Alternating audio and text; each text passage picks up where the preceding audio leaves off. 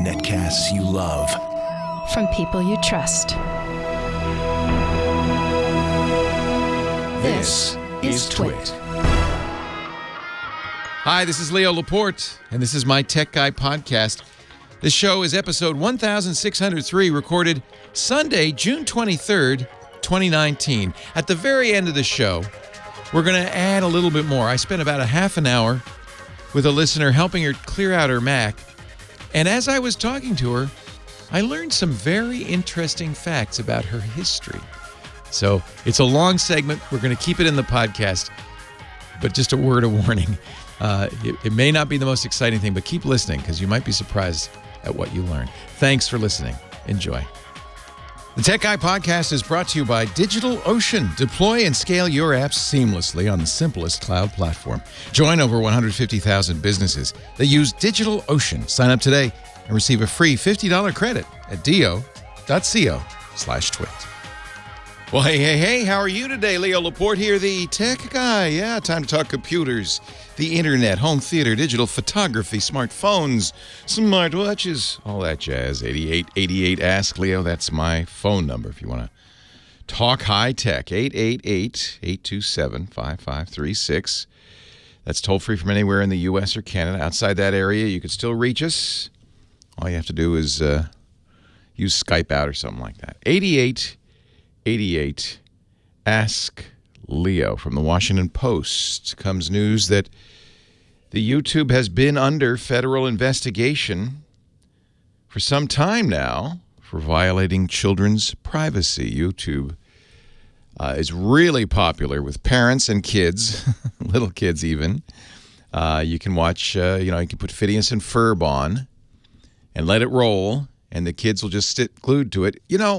When I was a kid, Saturday morning was cartoon time, right? Cartoon and sugary cereal day. I looked forward to it all week long. Maybe you remember those days when they had cartoons on network television all Saturday morning, and you'd sit and you'd watch them. Sunday was kind of not so much fun because it was like religious cartoons. Okay, but it's still cartoons, so you could do it all weekend if you wanted to. But now the kids don't have that today. Saturday morning, it's like lockup, USA. One man, one jail. It's not entertaining for children, but they do have YouTube, and parents have for several years now really welcomed the fact that they can sit them down in front of an iPad or a smartphone. I see it all the time in restaurants and let them watch. And YouTube has the nice, maybe not so nice, autoplay feature where, after one video ends, and just another one starts. You don't have to pay attention to the kids at all. They're just stuck there watching.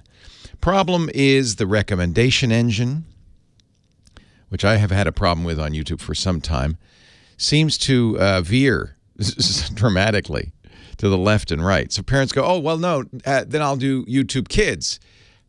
And then it doesn't veer to, it veers to weird is where it veers to. If you've ever seen some of the, I think, disturbing videos that are, for the most part, what we call algorithmically made. No human is really making them. They're just computer generated to generate views. And, of course, with the views go advertising. And this is where the Federal Trade Commission comes in, because numerous complaints from consumer groups and privacy advocates triggered an investigation into the question of whether Google protects kids who use a streaming video service, or do they in fact collect data in violation of something called COPPA, the Children's Online Privacy Protection Act, which passed in 1998. It says you can't track and you can't target kids under 13. That's why, when your teenager tries to sign up for Facebook, he has to either lie about his age or get mom and dad to say it's okay. 13's the cutoff. After that, you're an adult in the internet world. Oh, boy. Even that's problematic. The FTC says we can't confirm or deny, of course. But penalties, which could be significant, they just fined in February the TikTok, that app that all the kids are using, $5.7 million. Now, to YouTube, that's nothing. But still, it will be interesting. Can you believe Google purchased YouTube in 2005 for a mere $1.6 billion. I know that sounds like a lot until you realize Apple bought Beats for over $3 billion, that Facebook bought WhatsApp for $22 billion.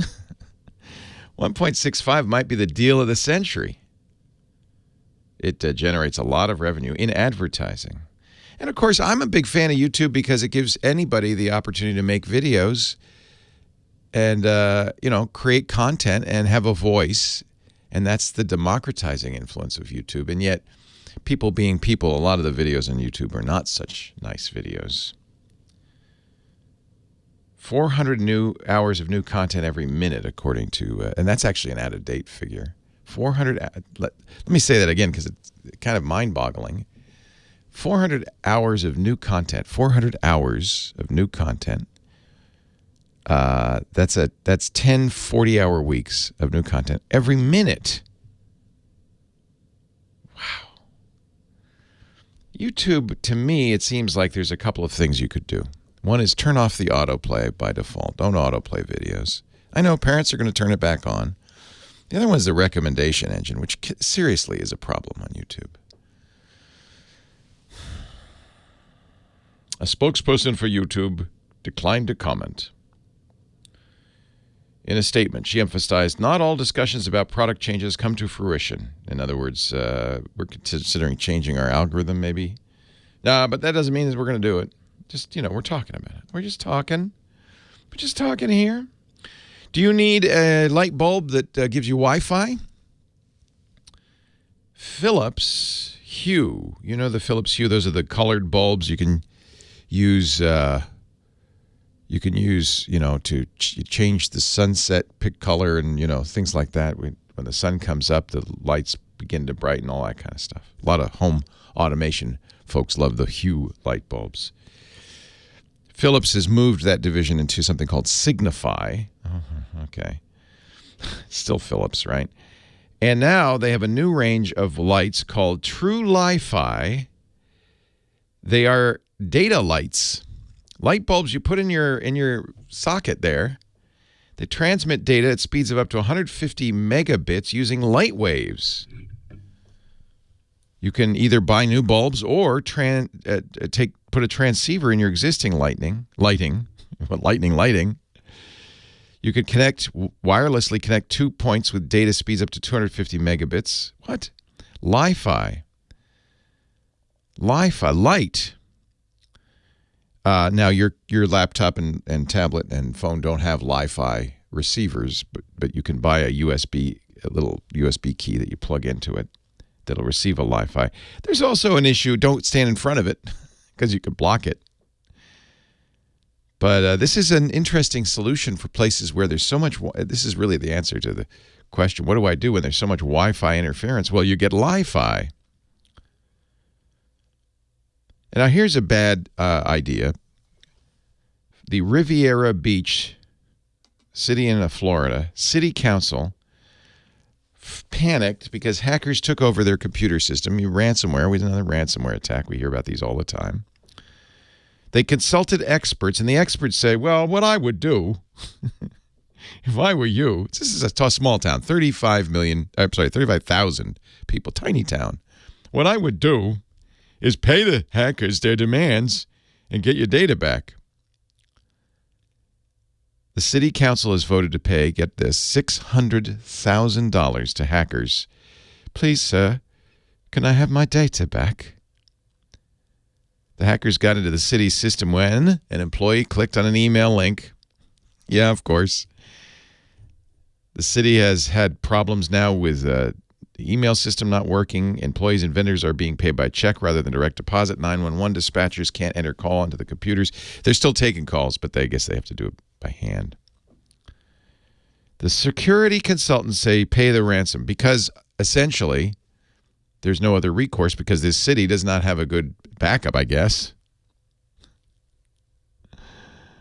This is happening more and more. Baltimore did not pay, by the way. Baltimore was down for 3 weeks. All the hackers wanted was a mere $76,000, but Baltimore, listening to security experts and the Secret Service said, we're not. FBI says, don't pay these guys. It's just encouraging them. Plus, by the way, you may be tempted to pay them, but that doesn't mean they're tempted to give you the key. They might just say, thank you very much. Goodbye.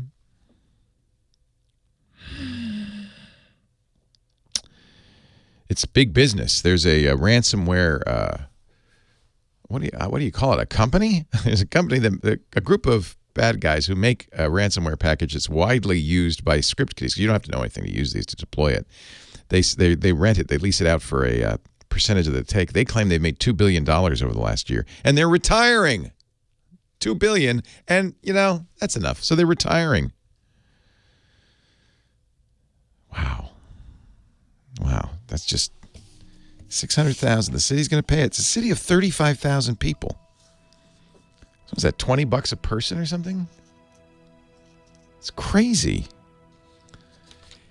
Phone number 888-827-5536. The website where everything we talk about lives, techguylabs.com. That's free, no sign up. And I'll take your calls right after this. I guess I should have my Harry Potter open at all times. That sounds filthy, doesn't it? I apologize. Lisa calls this pottering around.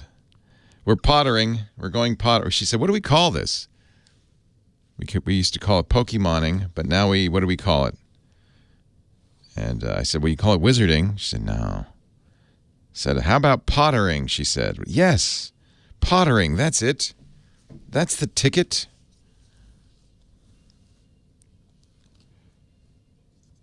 We're pottering around. Ibublio. Muggling. No, we're not muggling. In fact, it even says on the very front, no muggles allowed. You have to be a wizard to play this game. You don't have to be rich to rule my world. Zorking. Yeah, we used to go zorking. That's the fabulous Kimmy Schaffer theme song. Hello, Kimmy Schaffer. I hope you had a good day off. I did. I wish I had an exciting story, but really, it was a really good friend's baby shower. Oh. I almost took the weekend off, the week, and maybe next month off just because the new Harry Potter game, Oh, no. Wizards Unite, came out. And I'm wandering the streets looking like one of those crazy people, swiping on my phone, casting spells, capturing magical creatures as I So can you transfer your level from... Got to you have to start from zero. all over? Ugh. But you'll be glad to know I'm almost to level 12 already. No, I don't know if From I'm glad a completely wasted weekend. It's fun. Okay, and I'll take your word So for I warned people because you remember 3 years ago when Pokemon Go came out, there were gaggles of students wandering the streets. There still are.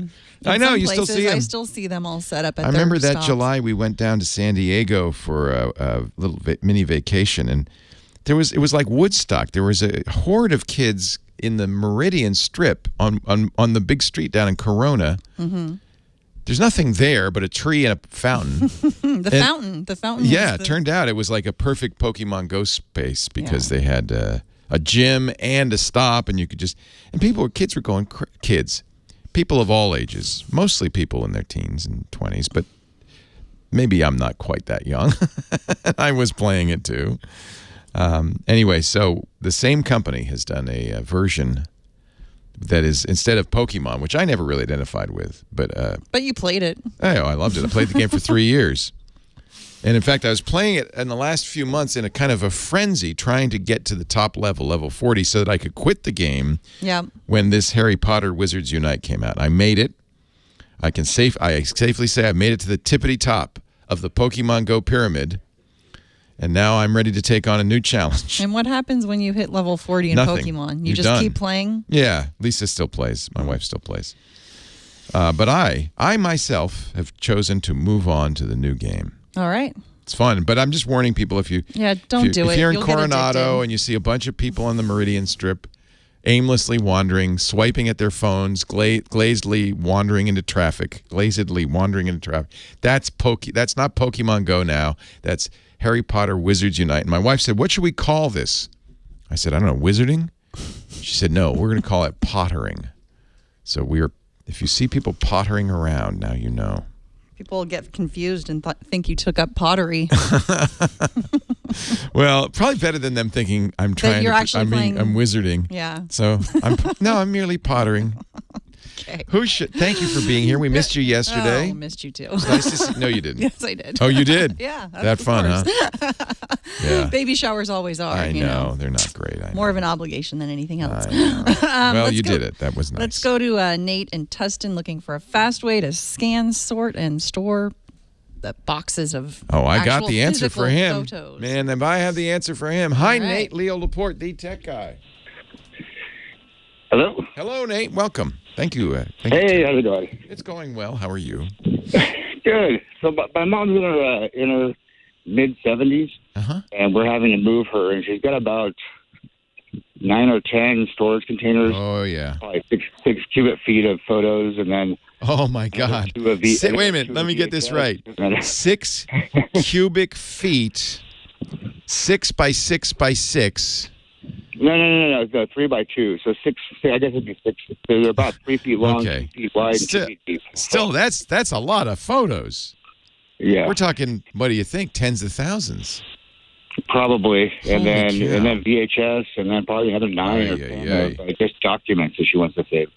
And so we're trying to slim up space and trying to figure out how to sort and make Yeah, it work. this raises the philosophical issue I'm starting to think about as I hit my, my kids are adults, and I hit the age where I'm thinking, is anybody going to look at all these pictures I'm taking, or these videos I'm shooting? Is it really just kind of a waste of time? Are my kids, are Henry and Abby, in years to come, going to be browsing through pictures and saying, "Oh, look at this one"? Or is it more like, God, Dad left so much stuff in the attic. Let's just get a dumpster. Let's just get Right. a dumpster. So, You can have the old pictures, but you can't go through them. well, the beauty of digitizing them is that they don't take up any space, really. I mean, hard drive space is cheap. And even if she has, let's say she has 100,000 pictures, that might be a terabyte of storage at most. It's nothing. And with services like Google offering free storage, unlimited storage with Google Photos, Amazon, if you're a Prime member, offers unlimited free storage. There's lots of places you can get free storage. Photo and Snap. What is it? Shutterfly, Shuttersnap, whatever it is. Shutterfly offer free unlimited storage because they're hoping you'll make prints. So finding somewhere to put it's easy. The hard part now is digitizing, turning those stills into bits. And it turns out it's not. So there's a couple of ways to go. One, with this much, you could go to a service bureau. There are lots of places like Scan Cafe that I did this to my mom. I sent her Scan Cafe. Will send her what is basically a shoebox, and she just jams stuff into it, sends it back to them. They scan it and send her CDs. So there are companies that'll do that. But sounds like you have so much. It might be cheaper to buy a scanner. And Epson makes exactly this product. Epson is a sponsor. I should mention this, but they actually have about the only thing that'll do what you want. It's called the Fast Photo, and they have a variety of different levels, ranging from about $350 to $500. Depends on how much you want to spend. And the Fast Photo has a feed on it, which is what you really need. That's really good, even with kind of photos which aren't necessarily all flat and stuff. So it'll go shoop shoop shoop shoop. It scans both sides, which is really cool because a lot of times people put write stuff on the back. So it's nice to have it. So it is a very quick way to go through all of your photos. If you go to their Fast Photo website, they say 1 photo per second, and actually that's pretty accurate. There'll be times when it'll get, the feed will get a little jammed and you have to pay attention. But honestly, it's the fastest way to do it. Because it captures both sides, I think that's really good. It's got excellent software that will let you organize it. And then you can upload it to Google Drive, Dropbox automatically. But I think later what you'd want to do is get it into Google's Photos, because then it would do face recognition, place recognition, and date recognition, which would be great. Leo Laporte, the tech guy. Now, it's a little more complicated if you're... Oh, and he's gone. The video is a little more complicated. That I would probably send out. because that's a lot more work. You'd have to buy, because you have to do it onesie twosie. I think the fast photo is a really great solution for this. Very fast. It'll do documents as well. It'll do anything, Polaroids if you have them, trading cards. It's really kind of amazing. And they can, it scans at 300, 600, or 1200 DPI. So you can decide, 300 is pretty good. But if you really want to say, no, I want every bit, and you don't mind the storage, which isn't, as I said, is not that expensive, it'll go up to 1200 DPI, which would be enough to really get every detail in that image. You could stack them 36 at a time. So stack. It's really nice. Sound, that music means it's time for our car guy, Sam Abuelsamid. He is a principal researcher at Navigant Research. He writes and drives and talks about cars right here on this shoe. Hello, Sam. Hello, Leo. How are you this week? I was talking earlier about my new game, Harry Potter, Wizards Unite. And it would be nothing, this game. You have to walk around. And this game has to know where you are without something called GPS. That's right. The Global Positioning System. Yeah, or more generically, GNSS, Global Navigation Satellite Systems, which includes there's three main types. GPS is the U.S. system that was the very first one.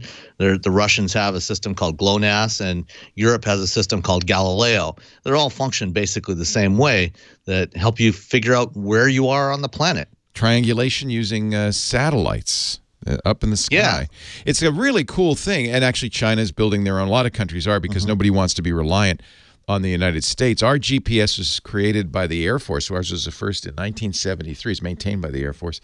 It became public in 1980, fully operational in 95. And since 95, I think we've become totally dependent on it. The National Institute for Standards and Technology, NIST, did a study last month. They said if GPS were to go down in the U.S., we'd lose $1 billion a day, even more during planting season, because farmers rely on it. It's really important, and more important even than Harry Potter, Wizards Unite, or Pokemon Go. I don't know if I could get somewhere in my car without GPS. I don't know how to drive anymore. Yeah, I mean, when's the last time you pulled out, unfolded a big paper map or a Remember road those atlas Thompson guides that you'd buy, the Thomas guides? Or went down to AAA and got a triptych, and they draw the exact route on there for you. I did that. I drove across the country as a kid, and that's exactly what you do. You get a map with a magic marker. Now today we have a little receiver on the roof of the car that picks up these signals from the satellites, and it's pretty cool the way it works. That you have this constellation of satellites that are all synced up in time, and they beam out signals, and your receiver picks up the signal from at least 3 satellites. You got to get at least 3 in order to be able to figure out where you are. And what it does is, because the satellites are all broadcasting with the same time code, so every few milliseconds, I'm not sure exactly what the time interval is, it'll send out a message with the time code on there. And because of the distance it takes to get from each satellite to where you are is going to be different, by looking at the difference in the time, you can calculate exactly where you are on the planet, or at least that's the theory. It's also possible that anybody who's driven in a dense urban environment where you've got a lot of tall buildings, you'll find that sometimes your GPS can get a little confused, because if that signal starts to bounce off of buildings in an urban canyon, then it ends up taking a little bit longer to get to your receiver than if it was going in a straight line. So that's why sometimes it jumps. It seems stuck, and then suddenly it jumps. Yeah, or it'll tell you on the map that you're 5 blocks away from where you actually are. Right. And part of the problem is the way it works. But the actual signals themselves that are being sent are actually a fairly low power signal. It's a fairly weak signal, which means it's actually relatively easy to overwhelm that. And we saw that back about 8 or 9 years ago. There was a company called Light Squared that wanted to do wireless broadband service, terrestrial wireless broadband service, using a frequency that was right adjacent to this frequency the GPS uses, which if I recall correctly, is about 1,700 megahertz. 1.7 gigahertz, or might be slightly different than that. But they when they started doing the testing of this, they found that it was actually, because for the broadband they needed a much more powerful signal than what GPS was doing from the satellites. And they found that it was overwhelming the GPS signal, so you couldn't pick up a GPS signal where they were testing. Not good. No, not good. And what we saw earlier this week was a report that came out from an Israeli security company that did a test with a Tesla with autopilot, using the navigate on autopilot feature, where they basically did the same thing, spoofing the GPS. They set up a GPS transmitter next to the road, where a Tesla was driving along using the navigate on autopilot feature, which does on-ramp to off-ramp automated driving on the highway. And Tesla doesn't use high-definition maps. They just use the basic 2D street-level maps and GPS to figure out where to get off. And when this company set up a GPS transmitter by the side of the road, they broadcast out a signal that made it seem as though the car was about a mile from where it actually was. Yikes! So it overwhelmed the GPS signal, the actual GPS signal coming into the car, and so they made the car actually think it was getting off at the off ramp where it was supposed to go, but in fact it pulled off into a rest area. Which, in this particular case, it was a fairly benign thing that they did. But, it's a demonstration that relying too much on just any one kind of signal like this, for GPS, it's extremely useful for us as drivers all the time. And I think it was either earlier today or yesterday, you were talking to somebody about Waze, and using Waze for navigation. And any of these navigation apps, in the car, it's really valuable to try and get from one place to another.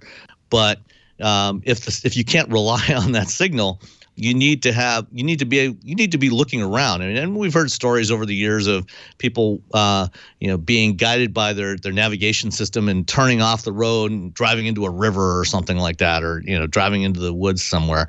And essentially what it is a reminder that you always need to be paying attention. If your navigation system is telling you to take a turn, look at what's actually there in front of you with your eyes. If your GPS told you to jump off a cliff, would you do it? That's like my mother used to say that. But exactly. Yeah. If your GPS tells you to jump off a bridge, would you drive off a bridge? Would you do it? Honestly, hopefully not. I feel helpless these days because I just follow the GPS. It trains you to do that, by the way, because if you doubt it, sometimes you'll go the wrong way, and nobody wants to hear recalculating. You fool! And then of course, as you're driving along, you're passing roads after roads, and it's then it's got to keep recalculating, because it's you're missing the place where it wanted you to turn. I love then GPS, you get all frustrated. and we're very dependent on it. This capability to jam it or misdirect it seems like a bad idea, but it will never go away, and I'll tell you why. The U.S. military counts on that because in combat, that's one of the techniques they would use against enemy combatants, and so and that's why it was created in the first place. The military uses it, but they don't want enemy military to use it. So the U.S. military has the capability of jamming it, and they're not going to ever take that away, I don't think. It's right. More, you can't use the Russian system GLONASS. Those satellites are above us as well. In fact, I know a lot of GPS devices, a lot of phones use GLONASS as well as our own. Most smartphones support both GLONASS and GPS. So wherever you happen to be, it'll pick up whichever signals are most reliable. Right. So that makes it a little more accurate. It's now down to 11 inches accuracy. That's pretty good. I'll have to run, though, because I have to go catch a wizard who's just outside my window, according to my my smartphone. Well, next week we'll talk a little bit more about what we can do to get around this problem. GPS, self-driving cars, and Sam Abuelsamid. Thank you, Sam. Leo Laporte, the tech guy. See you next week, Leo.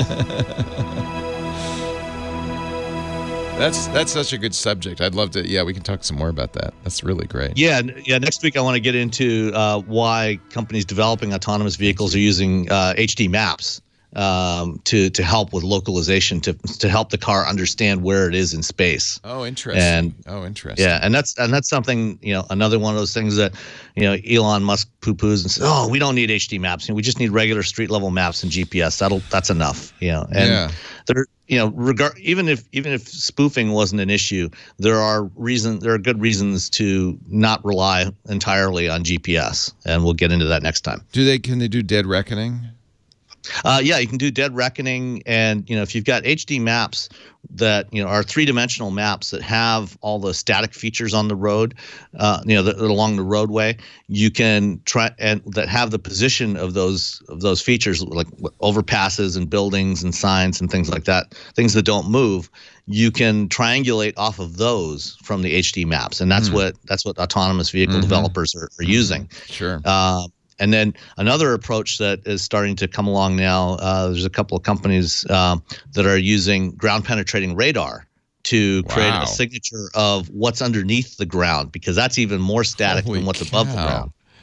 So we can talk about that stuff next week. There's some interesting approaches that are being taken. Wow.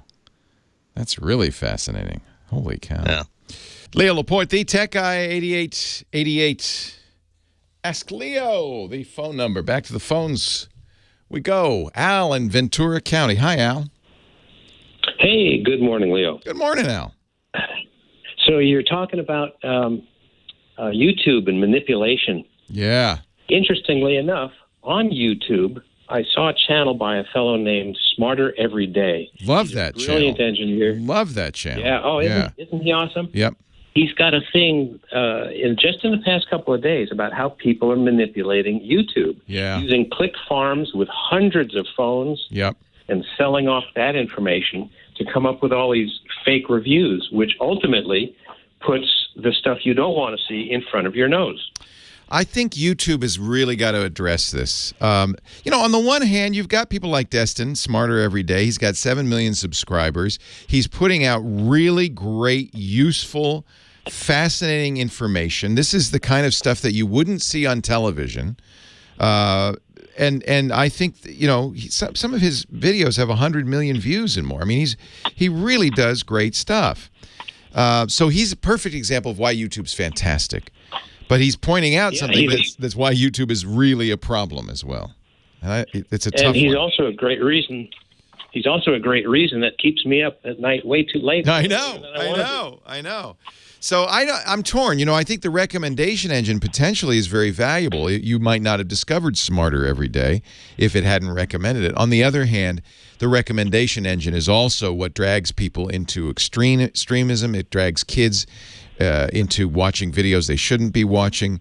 It's a big problem for YouTube. I think YouTube, frankly, could do without both comments. Comments are also a cesspool on YouTube, and recommendations. Yeah. And what Destin's talking about in his video that I think is also important is this issue, and you see it not just on YouTube but everywhere, on Instagram, on Twitter, on Facebook, of people buying votes, buying likes, buying followers. It's a very brisk business. There are click farms where they have thousands of smartphones all day and night liking videos, and you pay them. You can say, I want 10,000 likes. And they even have, I'm sure he talked about this in his video, they're very cleverly programmed to look more like humans. So they spread them out. They're uneven, the number of up votes coming in. It's really a mess. Bad spelling. Yeah, it's really a mess. And it just shows you can create something really fantastic. And I remember back in the days. Go ahead. I remember back in the days when I was going to high school, we had social studies. Yeah. I didn't understand what they meant by social studies. Now you know. Yeah. Now you know. Oh yeah. Now humans. It's obvious. I love humans. Humans are great, but we are also monkeys. And given any technology, we can screw it up. We can make it bad. We can make it worse for other people. And I don't know what the answer to that is. Companies like YouTube and Facebook constantly say, oh, we can fix this with technology, artificial intelligence and so forth. And I don't see any evidence that we can do that. In fact, there was a very down the rabbit hole again. Yep. It's interesting that I don't see that he's got a solution necessarily. I think he's aiming for something. But it's interesting that potential solution occurs on the channel, YouTube, that is causing the problem. Just like when Steve Jobs died, we found out about it on the device he invented. Yeah. Yeah, it's kind of like an Ouroboros, a snake eating its own tail. Yeah, there you go. Destin has a series of videos manipulating Facebook, manipulating Twitter, manipulating YouTube that he talks about this. It's probably good for us to know. I don't think Facebook, YouTube, and Twitter are doing a very good job of it. On the other hand, I think government regulation would do a worse job of it. So we're kind of stuck between a rock and a hard place here. I don't know what the answer is, except I think there's one thing that's really an antidote, which is literacy. That if we understand as people how we're being manipulated, what kind of manipulation is going on.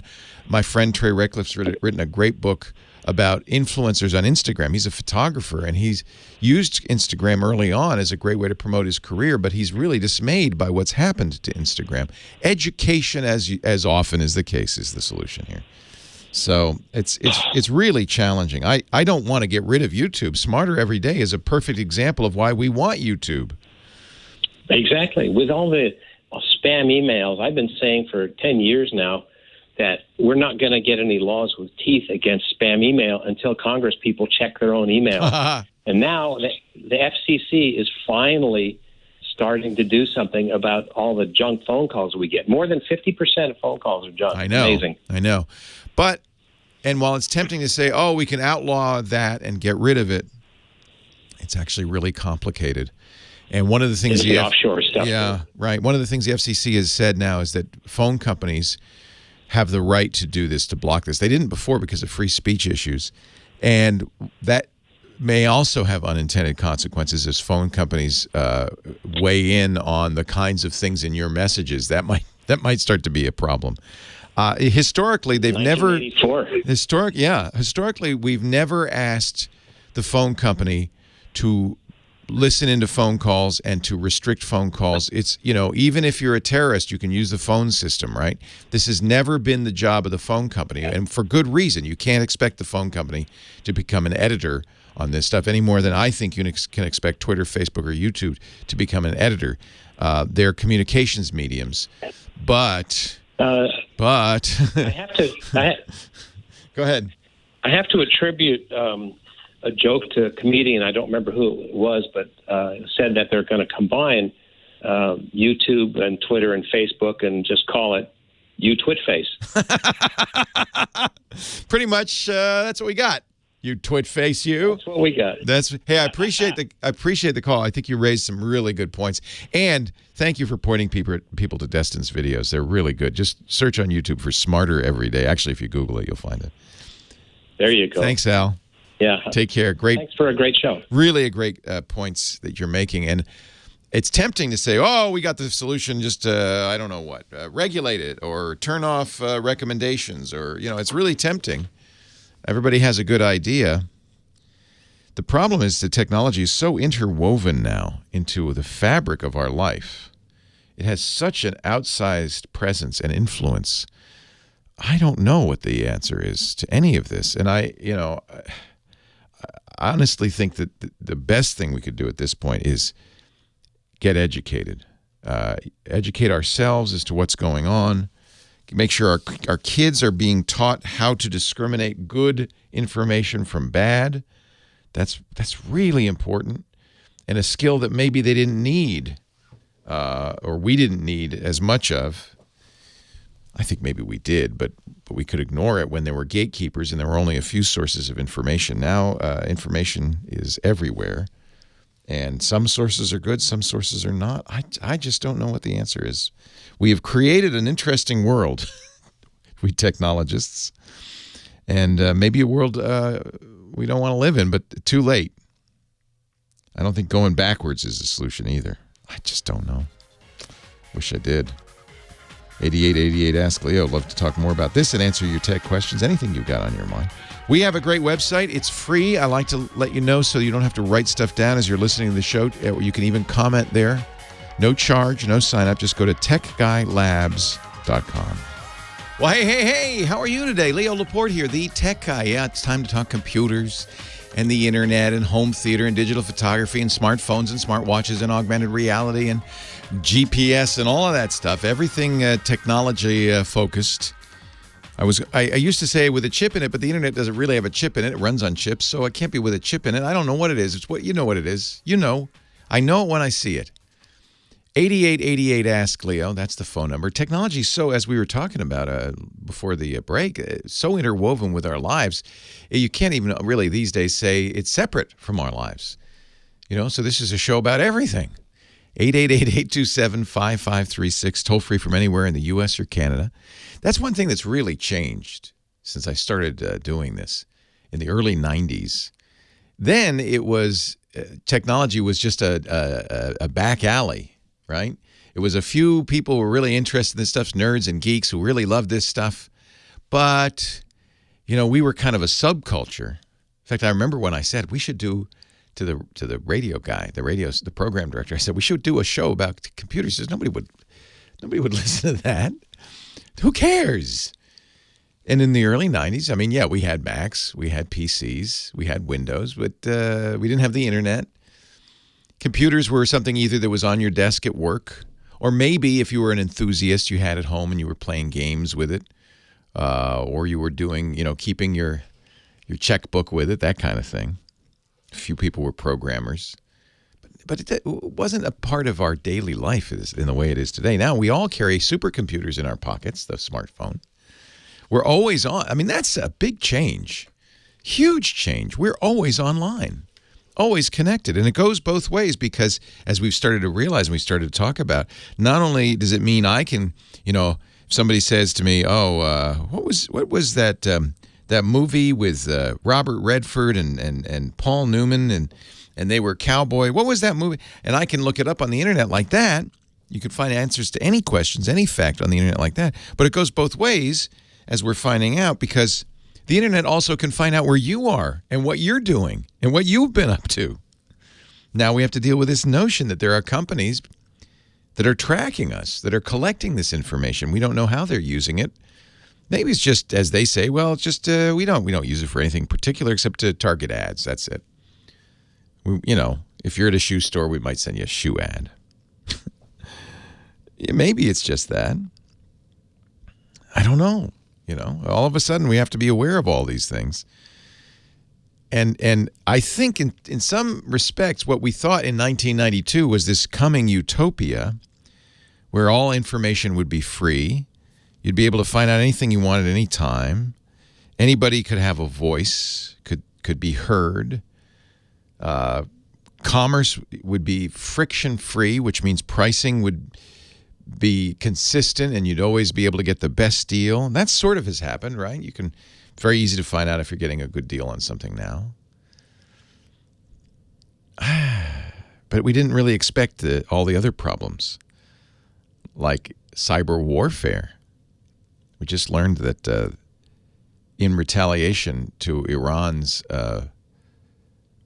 warlike motions, I should say reputed warlike motions, we have launched major cyber offensives in Iran. That's a new kind of war that we never really even thought about. And we were talking last hour about the GPS system. You know, that's vulnerable to electronic hacking. And if it were to go down, it would cost us, it's estimated, more than $1 billion a day to the national economy. It's a complicated subject, isn't it? So that's what we talk about. It's more than just the toy store now. Actually, that's makes it harder for me. I like just talking about the toys. No, it's more than just toys. 8888 Ask Leo. You call, we'll talk. Whatever is on your mind. Tom in Harrisburg, PA. Hello, Tom. Leo Laporte. Leo, I've got a quick question. I just bought a new OLED TV. Wonderful, wonderful. Aren't they beautiful? Isn't it amazing? Oh, geez. I mean, there's no more frosting across anything that's supposed to be black. And, Yeah. it's just wonderful. I have a question. I Googled the other day the average diameter of a atomic nucleus, and they gave the answer at a half a nanometer. Now, they're talking about cutting circuit lines at 10 nanometers in width, which is 20 atoms, which, not to get into the tall grass, but that gets into all kinds of quantum mechanical issues and so forth. We're down below 7 now. They're doing 7 nanometer production. These are the size of effectively, they're not wires, but what would be a wire connecting stuff into your chips. 7 nanometers. Can you tell me in 14 layman's terms, because I looked on Google, I can't really get a clear, concise explanation. How do they cut circuit lines that narrow in the glass and address each of the millions of pixels in the screen, with circuit boards at the bottom of the set? But how do they get, a wiring grid so the wires don't overlap and you can address and switch on and off each of the pixels? Whose hands are so small they can solder those wires, right? So how do you make a grid that small? How do you get one wire running to each? Yeah, the word you're looking for that you should probably Google is microlithography. Micro. I write this down. So micro. I can describe it to you. It's really actually a miracle, the way they make silicon. And by the way, an OLED screen, which is LEDs, organic light-emitting diodes, they're direct view as opposed to the LCD screen TV, which is a shutter effect. You've got light. The LCDs are shutters, and they're kind of projecting. The OLED is more like the old-fashioned CRT, where they're actually glowing, and you're looking at them directly. But they're very, very tiny, right? 4K screen, very, very tiny. But so are, if you think about it, the wiring in your computer. That's the 7 nanometer stuff, and the way they do it is actually. Have you ever seen a house? And I kind of was fortunate because my mother was an artist, still is an artist, and a silk screener. Do you know how silk screening works? Have you ever seen that? Roughly. Yeah, they paint on a screen of silk. Very, very fine warp and weft, very fine weave. You could paint something, and then you apply ink to it, and the ink goes through where it's not painted, right? So you paint the opposite, and you can print something by... That's effectively how they're doing this. What they do is they design a chip, they design it in software, and I'm gonna make the. You can read about it. It's really a fascinating process, and I'm gonna really dumb it down because I only have a couple of minutes. But essentially, they're going to do it at a normal human scale. They're going to be able to look at it. Then they reduce it. They photo reduce it, and they etch. Just like silk screening, they etch the traces using acids onto layers of semiconductors. So this is why we call it the semiconductor industry. You've got a conductor, metals are conductors, right? And you have a non-conductor. And silicon is a non-conductor, does not conduct. So you apply, using very fine lines, and then reduce, you basically doing silk screening, conductors onto this non-conducting substrate. And they're able to do it at the width of several atoms using this kind of microphotolithography. It's a really fascinating technology. But you're right, we have a problem, Houston, because as you get down to this subatomic or atomic scale, quantum mechanics becomes an issue. And it becomes very difficult because you can't get precise positioning. It's much more complicated than I'm talking about. But there are issues. At physics that we know is at a macro level, Newtonian physics, but it's very different at the very, very small level, and we are getting to that level. And it's why a lot of people have thought, frankly, that we are reaching the end of Moore's Law, which was the amazing law coined by Gordon Moore, one of the founders of Intel, 45 years ago. He said, he estimated that the number of transistors we could put on a processor would double every 18 months. It's just another way of describing what we're describing, getting it smaller and smaller and smaller so the same size could have more transistors. He was right, by the way. He figured this out in the 60s, and it's held true ever since until about 5 years ago. when suddenly that doubling, and if you think about it, double and then double and then double again is exponential growth, that doubling stopped. And that's where we are right now. And that's why when you see an Intel chip, instead of having more and more transistors on a single processor, they're putting more processors in. They've kind of Intel's had a hard time getting below 10 nanometers. They actually had a hard time getting from 14 to 10. But there are Taiwanese chip manufacturers like TSMC that are doing 7 nanometer now. Now they're down to 7. Yeah, it's a remarkable. It's an amazing engineering achievement that just, if you know what they're doing, blows the mind. And it's 14 atoms wide. That's unbelievable. But you can't keep going forever. Obviously, it has to have enough width to transmit electrons, right? Electrons are a lot smaller than atoms. So this it is a very interesting area. It's why we're talking about other kinds of technologies, like instead of sending electrons, what if we sent photons? So there's been work done on light computers. And, of course, we have something called quantum computing, which takes advantage, qubits, which takes advantage of the fact that you can have multiple states at the same time. It's very bizarre. This is really an amazing world we live in. An amazing world we live in. And I think every day, you should just wake up, look at your smartphone and go, that's not even possible. But it is essentially a circuit line, a wire, if you will. Yeah, it's a wire, but it's done with photolithography. But it goes from the base circuitry in the set, each of the photons. It's a wire. It's a wire. It's a wire done by tracing using silk screening technology, basically depositing conductive materials onto a non-conductive substrate. But there's millions of wires. Billions, yes. Billions of chips or billions of pixels in the thing. So it's amazing. And that's why, by the way, OLED took a while for OLED screens to get bigger. They couldn't make them, and they've only, as the process gets better, have they been able to make larger screens. At first, they were hugely expensive because they threw out a lot of them because you can't have a dead pixel. But they've gotten better and better. I got a 55-inch, and it's wonderful. It's just wonderful. They only make 3 sizes, 55. This is LG, 65 and 77. But is there any difference, just wrap this up, is there any difference between what that is now and what they call as QLED? Yes, there's a big difference. QLED is to fool you into thinking you're getting an OLED, but you're not. It's an LCD screen with quantum dot backlighting, LED backlighting. It's still an LCD. So don't let Samsung fool you with the Q. Q looks so much like an O, doesn't it? Yeah, that's what I thought they were saying. It's an LCD. Everybody does. It's an LCD. It's just a different kind of backlight. But I'll tell you, it's beautiful. There's no, with LG and these OLEDs, there's absolutely no love. What I call frosting across the black. There's no... what it's capable of doing, what it's really capable of doing is turning off a backlit screen. You can't really completely make dark. An OLED screen, you can turn off that pixel, which means dark blacks, which is basically what the old CRTs did. Close. So it's an amazing thing. The dynamic range of a OLED is amazing, and it's the best way to watch HDR video. And if you watch a 4K HDR video, you'll think you were there. Yep. Hey, great question, Tom. Read up on microphotolithography. If you get a chance, there's some great books. There's great articles online you can read up about how they make these chips. It's a fascinating, amazing process.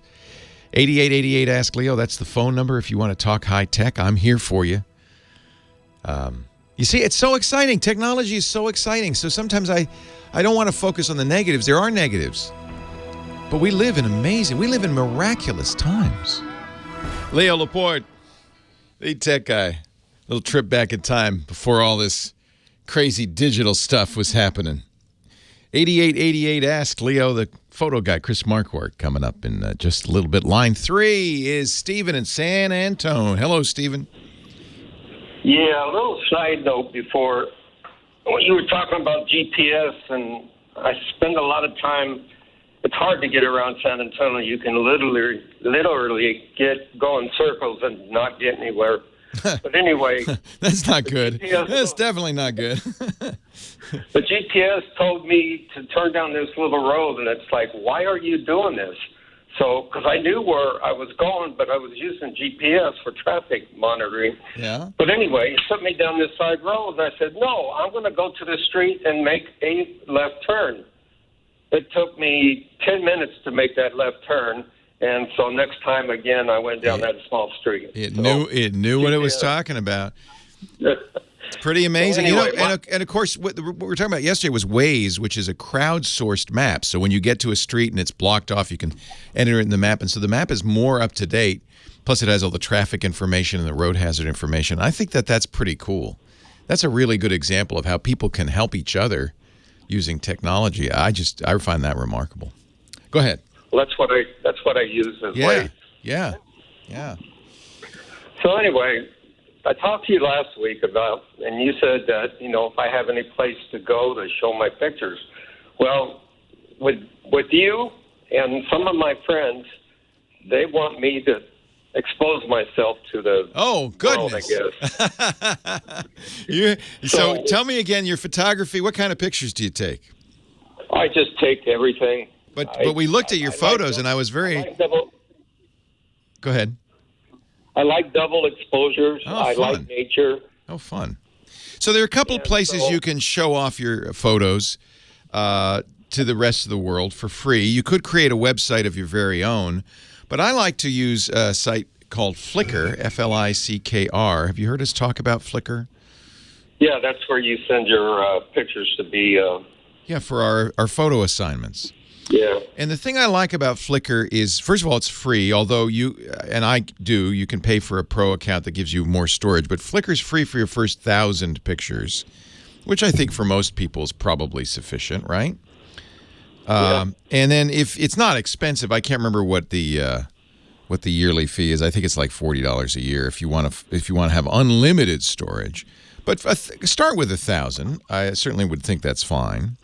And the nice thing about it is a community. So, and it's a pretty good community. Unlike some online communities, it's really by and for photographers. So it's other photographers who will often say, hey, great shot, or nice shot, but maybe if you took that thing out, they can give you some good feedback.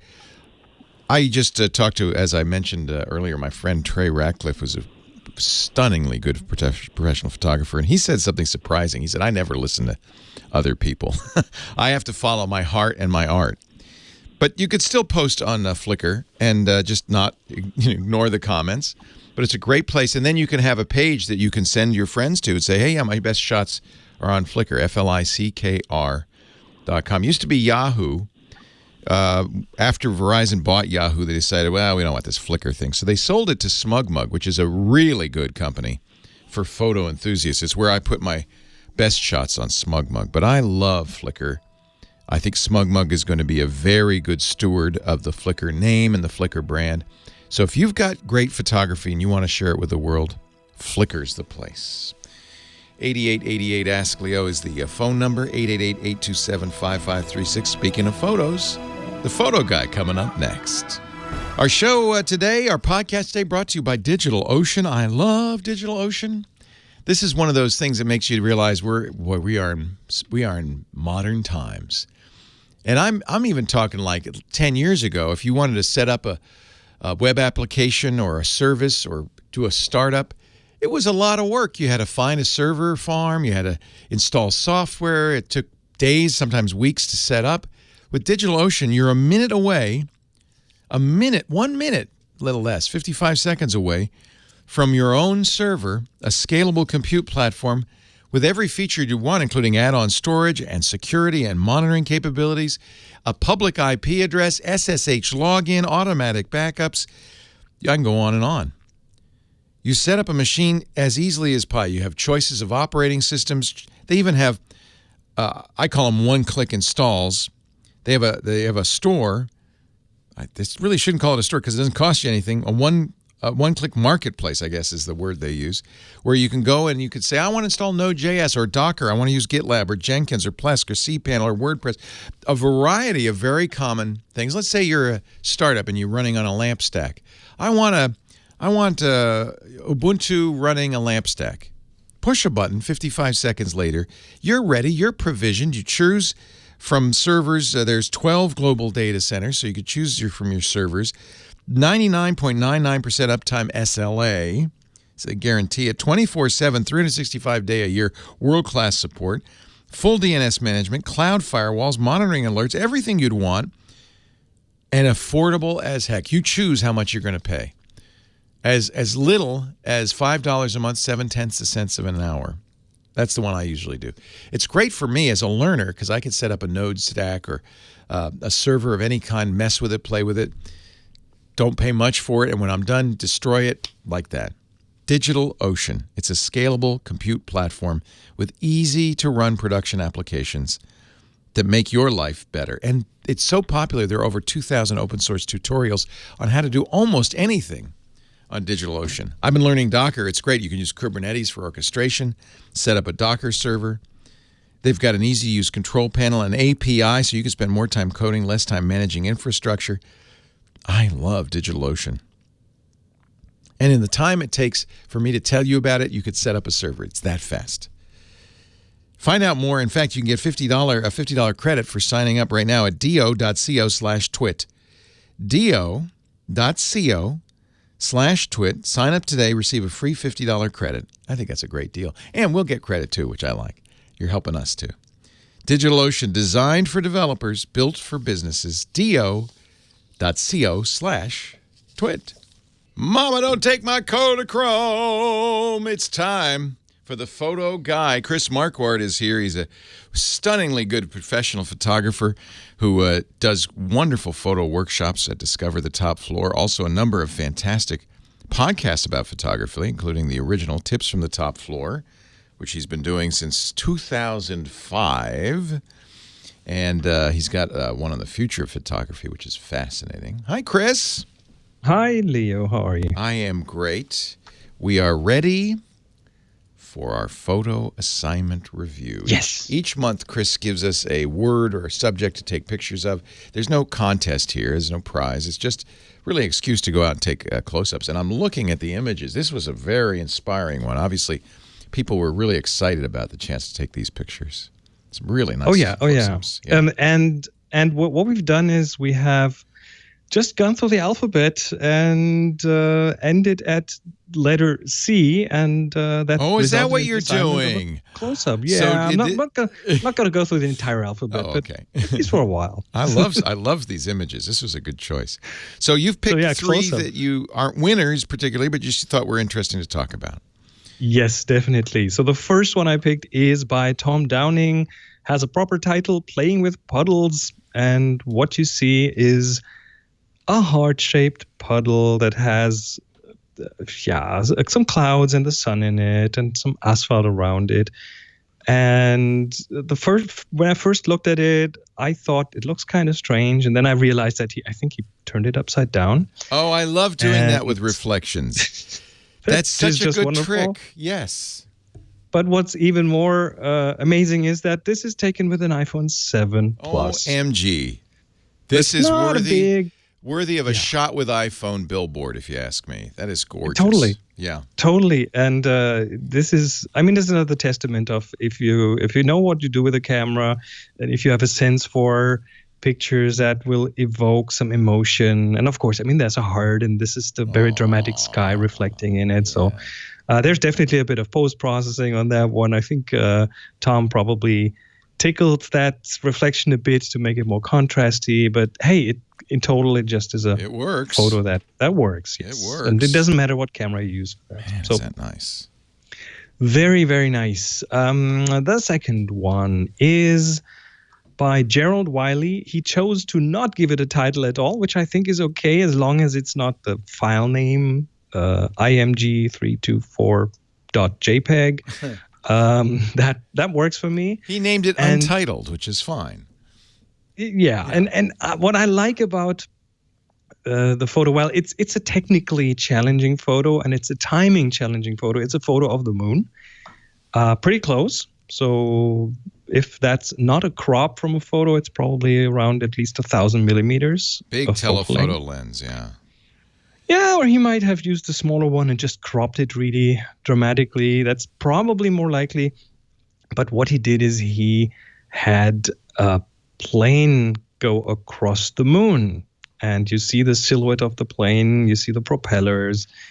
You have to be in the right spot at the right time to get this kind of a shot. Either a double exposure or just very, very, very lucky. But boy, what a great shot. If you look at the way the air distorts behind the propellers, that's the exhaust that you see and how that interacts with the edge of the moon. Yeah. I'm pretty sure that's an actual shot. I don't think that's a composite. So good job, Gerald. That is quite amazing to catch something like that. It must have taken some preparation and probably a good dose of luck. And not shot with an iPhone. Good job. That's for sure. It doesn't have any EXIF data, so I can't tell, but I would assume this to have been shot with something that's probably a bit on the more upscale side. Hard to do that with a smartphone. Yeah, wow, that's very true. Remarkable.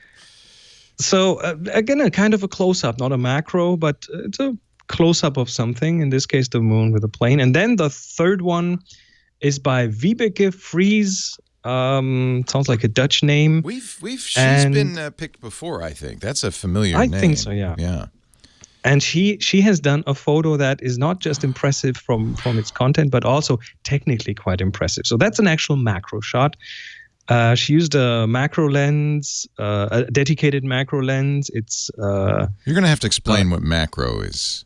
Well, macro means that if you look inside your camera on the sensor, that what's in front of the sensor is the same size or bigger on the sensor. So those are cameras that you can go with very, very close, and you can get really small things show up really big.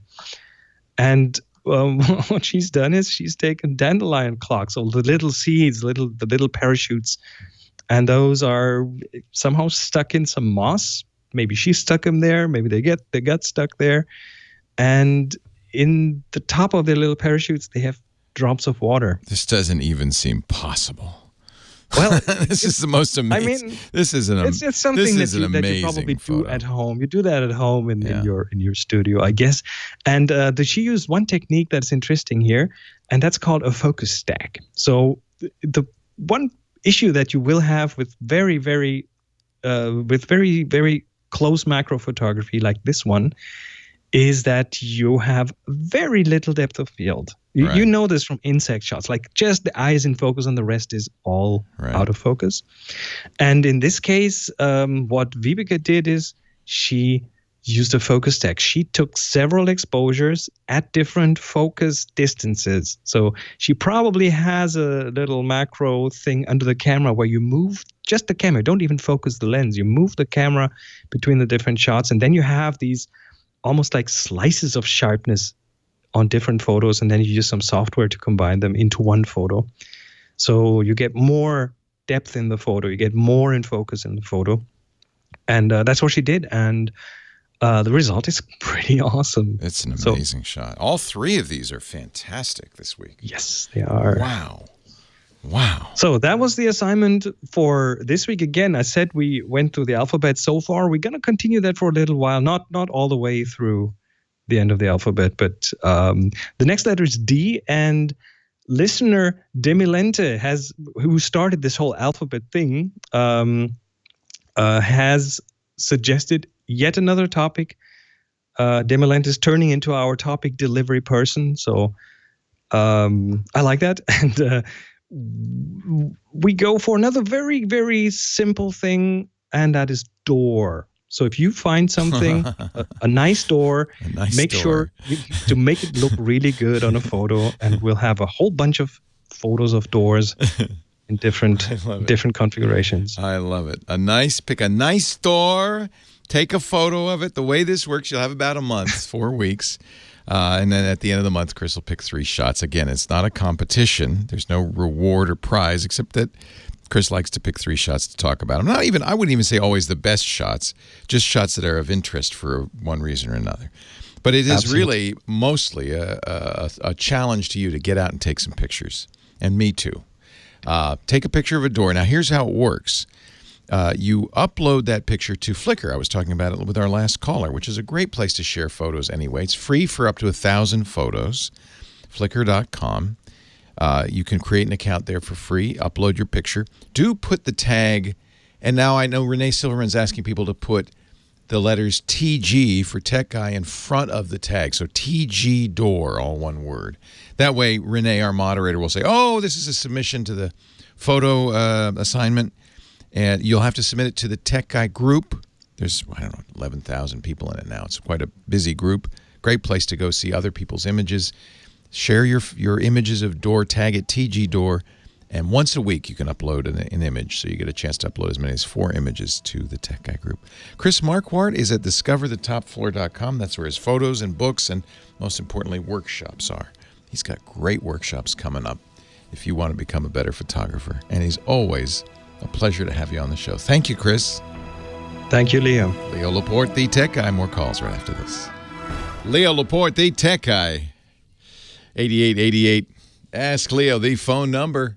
Mark in Pittsburgh is next. Hey, Mark.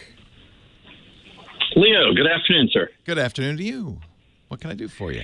I've got an old Windows Media Center, Windows 7 machine that's been doing good work for 12 years. Oh, the good old days. Yeah, the Media Center. Yeah. Oh, boy, yeah.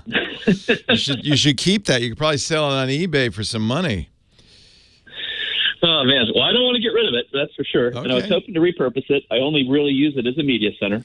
They discontinued it, and it had a great lean-back experience. You could record. It had a DVR. That goes back a few years.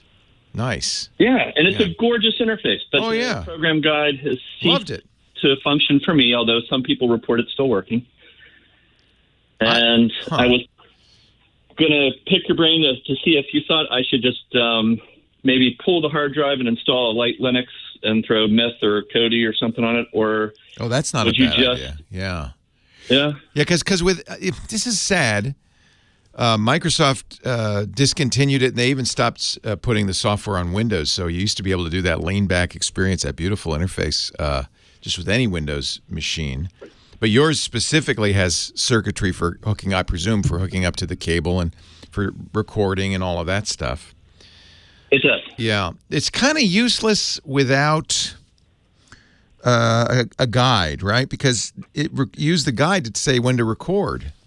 Otherwise, you have Thank to. you. That's the big stumbling point. Yeah, you have to do it like an animal by entering in date and time and channel by hand.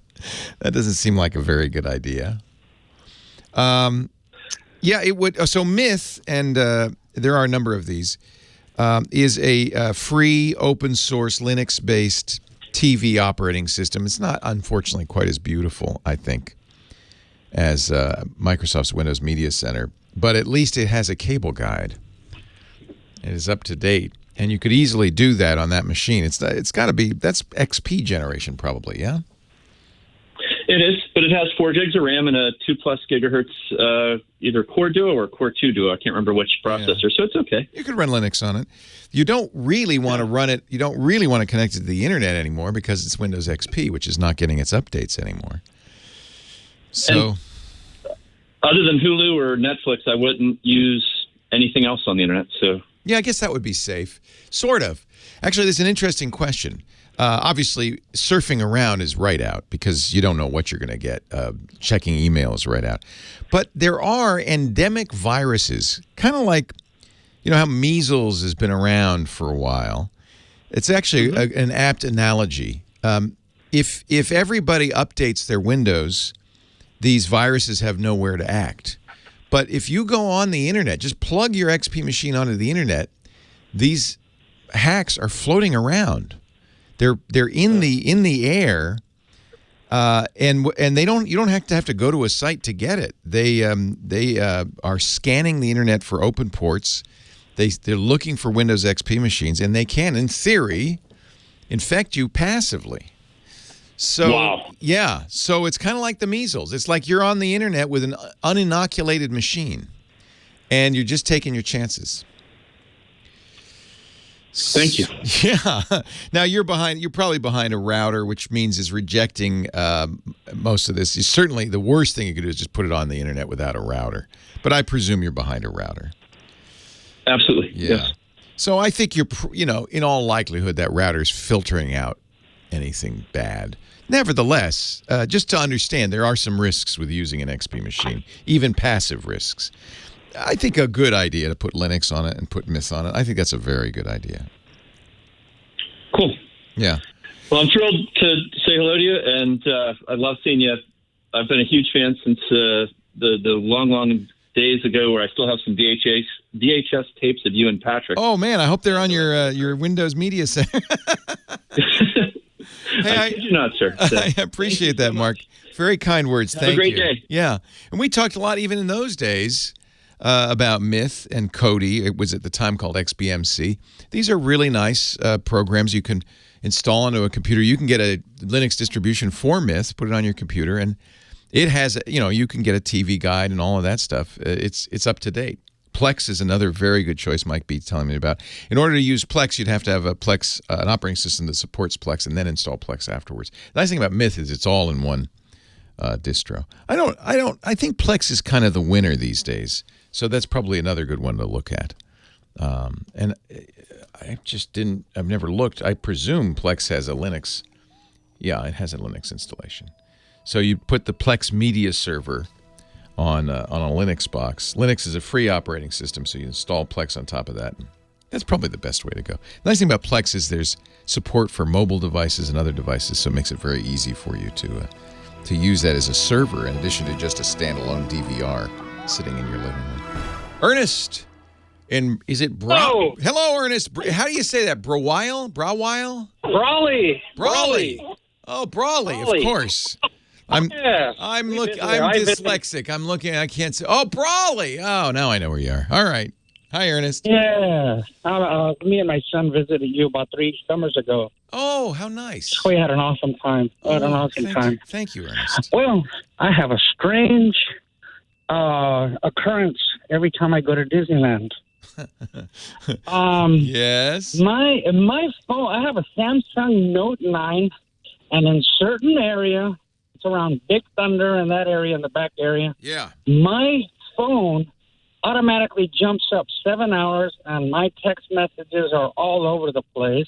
Wait a minute. The time changes? The time changes. and it's only there, and I can reset my phone. I'll turn my phone on and off in another place, and it'll automatically go back to regular time if I go anywhere near that area. All of a sudden, I'm 7 hours ahead. I guess it's London time. What? And that's wild. That's strange. So well, I'm glad. There's a little switch in your phone under the time and date settings where you can say don't automatically set the time zone. It's not the time. You can let the time do its thing. It's what's happening, and it must be. The only thing I can think of is that the cell site in that area, for some reason, is misconfigured to say the wrong time zone. And this happens. I've had this happen. If you've ever, I like to take cruises, riverboat and ocean cruises. And when you get on the boat, you're suddenly using the Wi-Fi on the boat. And in the case of one cruise we took, the Wi-Fi thought it was in Venice, Italy. Didn't matter where we were. We could be in Athens, Greece, but the cruise ship thought it was in Venice. So if I look at the map from that trip, I'm jumping all over the place. I'm in Venice. Now I'm in Athens. I'm in Venice. Now I'm in Budapest. I'm just going back and forth and back and forth. And that was because the Wi-Fi was saying, "Oh no, you're back here in Italy." Now, so that's one thing I also wonder about. Normally, the phone, if you're not on Wi-Fi, is going to use the cell service to figure it out. So it could be that I never use Wi-Fi there. Yeah, but sometimes Wi-Fi will join an access point and you don't know it. So that the next time this happens, look and see, because for instance, this drives me nuts. If you're an Xfinity customer, Xfinity puts these open Wi-Fi access points everywhere, and once you say yes to but once you ever say yes to one, you join them no matter where you are. I actually had to make my phone stop that. And that was an example of the phone being confused. And so it could be Wi-Fi. So it could be Wi-Fi, but it also could be the phone cell's tower. But somehow your phone is getting the information that you're in Germany or somewhere else. You're not local. And that's I've never heard of this happening, but there's the reason.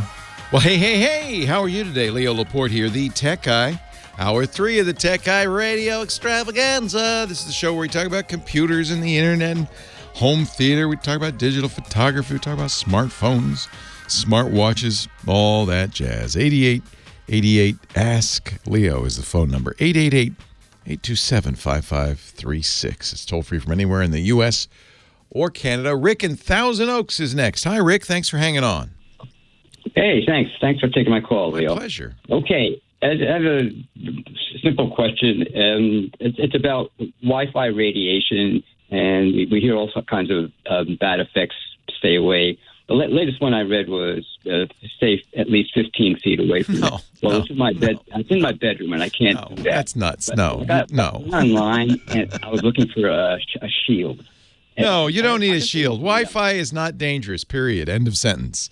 In fact, yeah. I don't know where you're reading this stuff. You're not reading incredible sources. In fact, people were very worried about cell phones, right? Because that's also got radios in it. That's and right. And it's been noted that the incidence of brain cancer has been dropping over the last 20 years, not going up. You'd expect it to be going up. Same thing with Wi-Fi. Here's the deal. This is the important thing to understand. Radiation from radio frequency is not particularly dangerous because it's not the kind of energy that can damage cells. Add to that the fact that all radiation diminishes by the inverse of the square of the distance.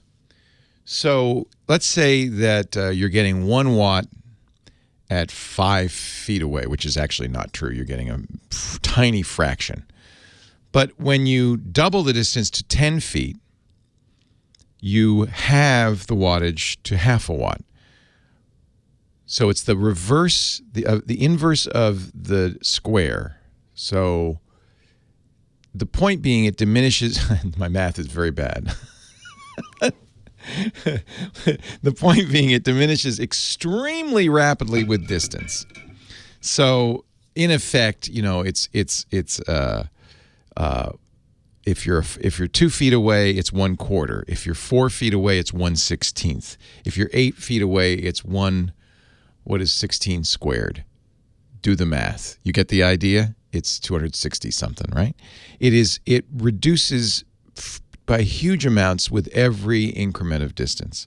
So even if you're 5 feet away from your Wi-Fi transmitter, there's not enough energy to disrupt your cells. And that's, as far as we know, the only way it could give you a physical problem. There are lots of people on the internet who will tell you lots of things, especially when it comes to health, and we all want to believe it. There is no known issue with Wi-Fi. There's no known issue with Wi-Fi or cell reception or high power electrical lines or all of the health stuff that you're going to read. No.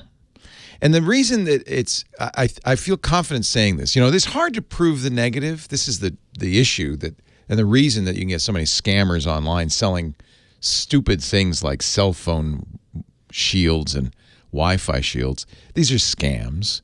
The reason this can happen is because nobody can really prove that it doesn't cause cancer. It's almost impossible to prove that it doesn't cause cancer. But here's to me what is compelling evidence. Besides all of the actual science of the matter, this inverse of the square of the distance and the fact that it's not ionizing radiation, it's not the kind of radiation, or does it have the power that would physically damage your cells. If it were, in fact, the case that Wi-Fi or cell towers or cell phone radiation caused cancers, you'd see an increase in the incidence of cancers, and you're not. We've had it around long enough now that we would, and you're not. So it's not that radio frequency can't be dangerous. I remember climbing in San Francisco. They have a television antenna tower called Sutro Tower. It's beautiful, beautiful view up there. It's the highest point in San Francisco, up on Twin Peaks, and it's a very spectacular place to go. And when I was working in radio in San Francisco some years ago, the chief engineer said, "Let's go up Sutro Tower and see the view." And I said, "Great, let's do it." And we climbed up there's a little shack up at the top there with a mattress, oddly enough, and not sure what that's for. Maybe taking a nap. And we climbed. We saw the view, watched the sunset, climbed back down. And the next day, I noticed I had little white spots on my hands. And I said, "Tim, what is that?" He said, "Well, I should probably have warned you, but that's a little radiation burn." Now, remember that this tower is broadcasting millions of watts of power. There are multiple TV and radio stations on Sutro. So literally millions of watts of power. I got little white spots on my hands.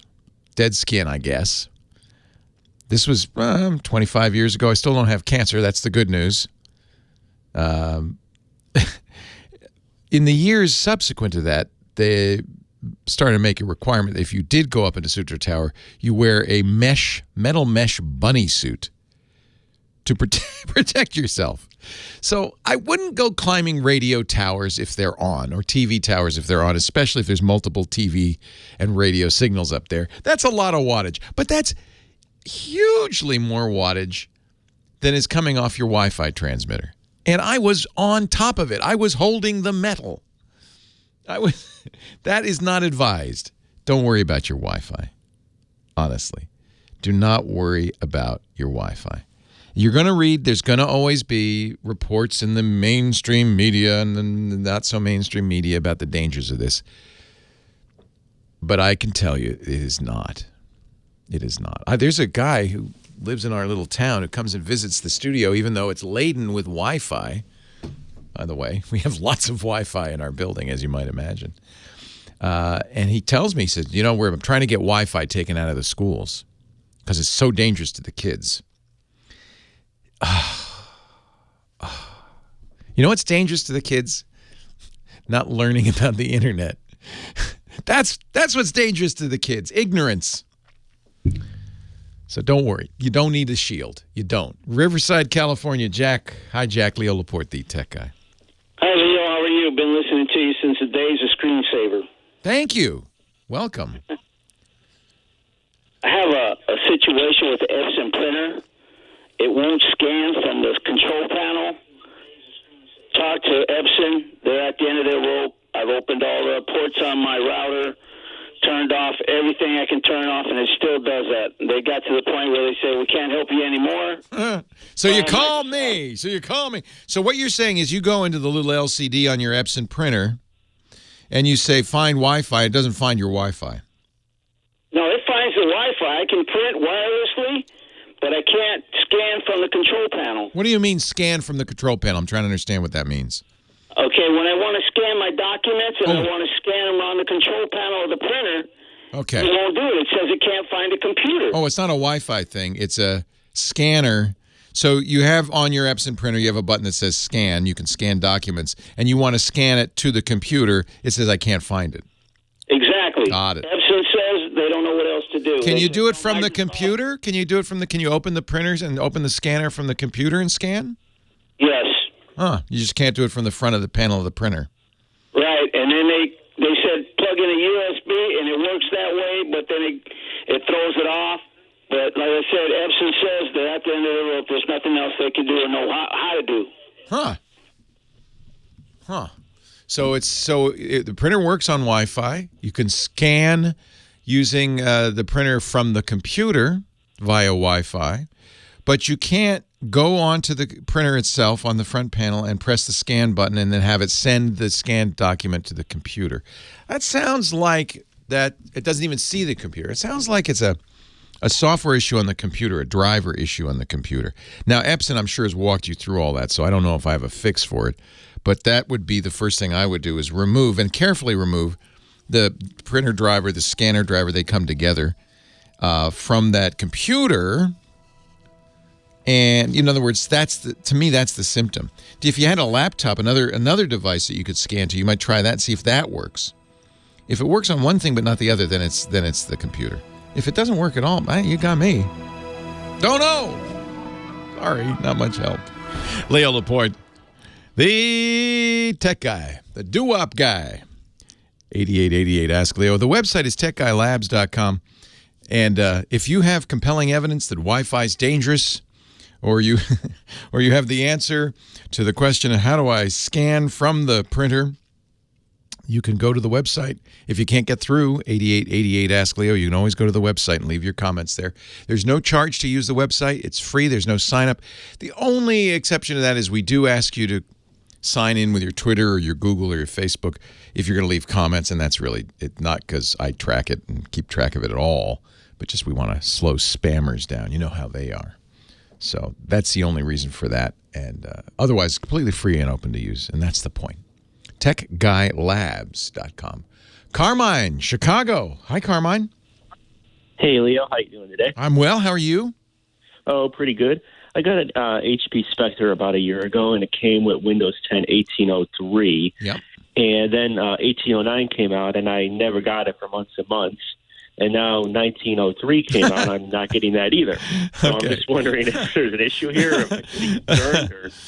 So what he's talking about, Windows 10 is Windows 10, but every 6 months or so, Microsoft does a big feature update. And they stopped naming them. The last one they named was the anniversary update, and it was such a nightmare. They never named them again. Now they name them by the year and month, nominally, because it isn't even the year and the month they released them. So, for instance, 1803, that would be March of 2018, was released in May. So it really should be 1805, but no, it's 1803. And 1809 was theoretically September of 2018. You didn't get that one. Probably a good thing. Lots of problems with 1809. And the current update, which they're slowly pushing out, they've just started putting it out, is 19. That's the year 2019, 03. By the way, now that we've all figured out what this naming scheme is, Microsoft looks like is going to abandon it because I think they realize that there's going to be a problem if they say it's Windows 10 2003. People are going to go, what? What are you talking about? So now I think it's going to be 20H1 for the first half of 2020 and 20H2 for the second half instead of Windows 10 2003 or 2009, which would just confuse the matter entirely. So, having said all that, yeah, you're right. HP in particular, and I have a Spectre. I love the Spectre. I think those are great little laptops, very lightweight. Beautiful. But HP has notoriously been slow to get them. And it's really Microsoft that does a little compatibility check and then says, okay, it's good to go. You can force it, but honestly, I don't know if that's a good idea. Remember, these are feature updates. These are not bug fixes or security patches. You're still, I take it, getting those, right? Yeah. And that's really what matters. You don't want to have a unpatched bug because, of course, as soon as the fix goes out from Microsoft, and that's typically the second Tuesday of every month, the bad guys now have an alert. There's a problem here, and they start looking for it, and the chances are good that once it's patched, then there's going to be an attack. So you want to make sure that those patches are applied quickly. But the feature updates, which are done twice a year, most of the time don't make a huge difference in functionality. In other words, you're not really missing anything by being on 1803. There are a lot of people who wish they were on 1803, who deeply regret 1809. You're still supported. It's not like you're out of support. I would guess you will get 1809. What seems to have happened is that, or rather 1903, it seems to have happened that 1809 was so bad that a lot of manufacturers and users have just elected to skip it entirely and go to 1903, which it can do, by the way. You'll get all the features of 1809 when you get 1903. So when I get 1903, assuming that it comes, will I have to install 1809 first? Nope, you'll be fully up to date. It does it automatically. Okay. Yeah, the way they work it, you don't have to have those intermediate updates. And it's not a cause for concern. I understand people I want the latest thing. I mean, there are ways to force it. You can go to Microsoft and get it. One way Microsoft says that's a good way to get it is to check for updates. Used to be we always said check for updates, but Microsoft now says no, that's for special people. If you check for updates, you're sending us a signal that you are what Microsoft calls a seeker, and that you're ready and willing and able to take the new update even if it causes problems. It's almost like saying I opt into beta, even though there's no explicit explicit opt-in. You are now a seeker. So seek it. I presume you've done so by going to your updates. Yeah, I have. Yeah. Yeah, and I have. And it says you're up to date. Yeah, it still doesn't offer me the. I read on one of your websites or one of your colleagues' websites that there's supposed to be a little box that says, "Hey, download and install now," but I don't even see any of that. Yeah. The other thing you could do is go in your control panel, go to the Windows Insider program, and say, "I would like to be an insider." I've set it for release preview, which is kind of a way of getting a little ahead without getting crazy. You can be a fast ring insider, or you can even be there's a kind of insider that's really living on the edge, where you get you'll be getting 20H1 and so forth. I would just stay with what you got. I think if Microsoft doesn't offer it to you, they're telling you there might be an issue. Why take the chance? The final concern I have is that if I go to the life cycle page, it says it expires November of this year, 1803. Yeah, you'll get it by then. We'll get it before. You'll get it before November. That means November. It means what is that going to be? 1909. I wouldn't worry about it. You'll get it by then. And if you don't, you can force it on Microsoft's page if you do looking around, forcing 1903. I just wouldn't, because why take the chance? You don't need it. Leo Laporte, the tech guy. Yeah, I think I'm with you. You know, oops, he's gone. He's a geek. I understand. I want the latest, and I usually do. But honestly,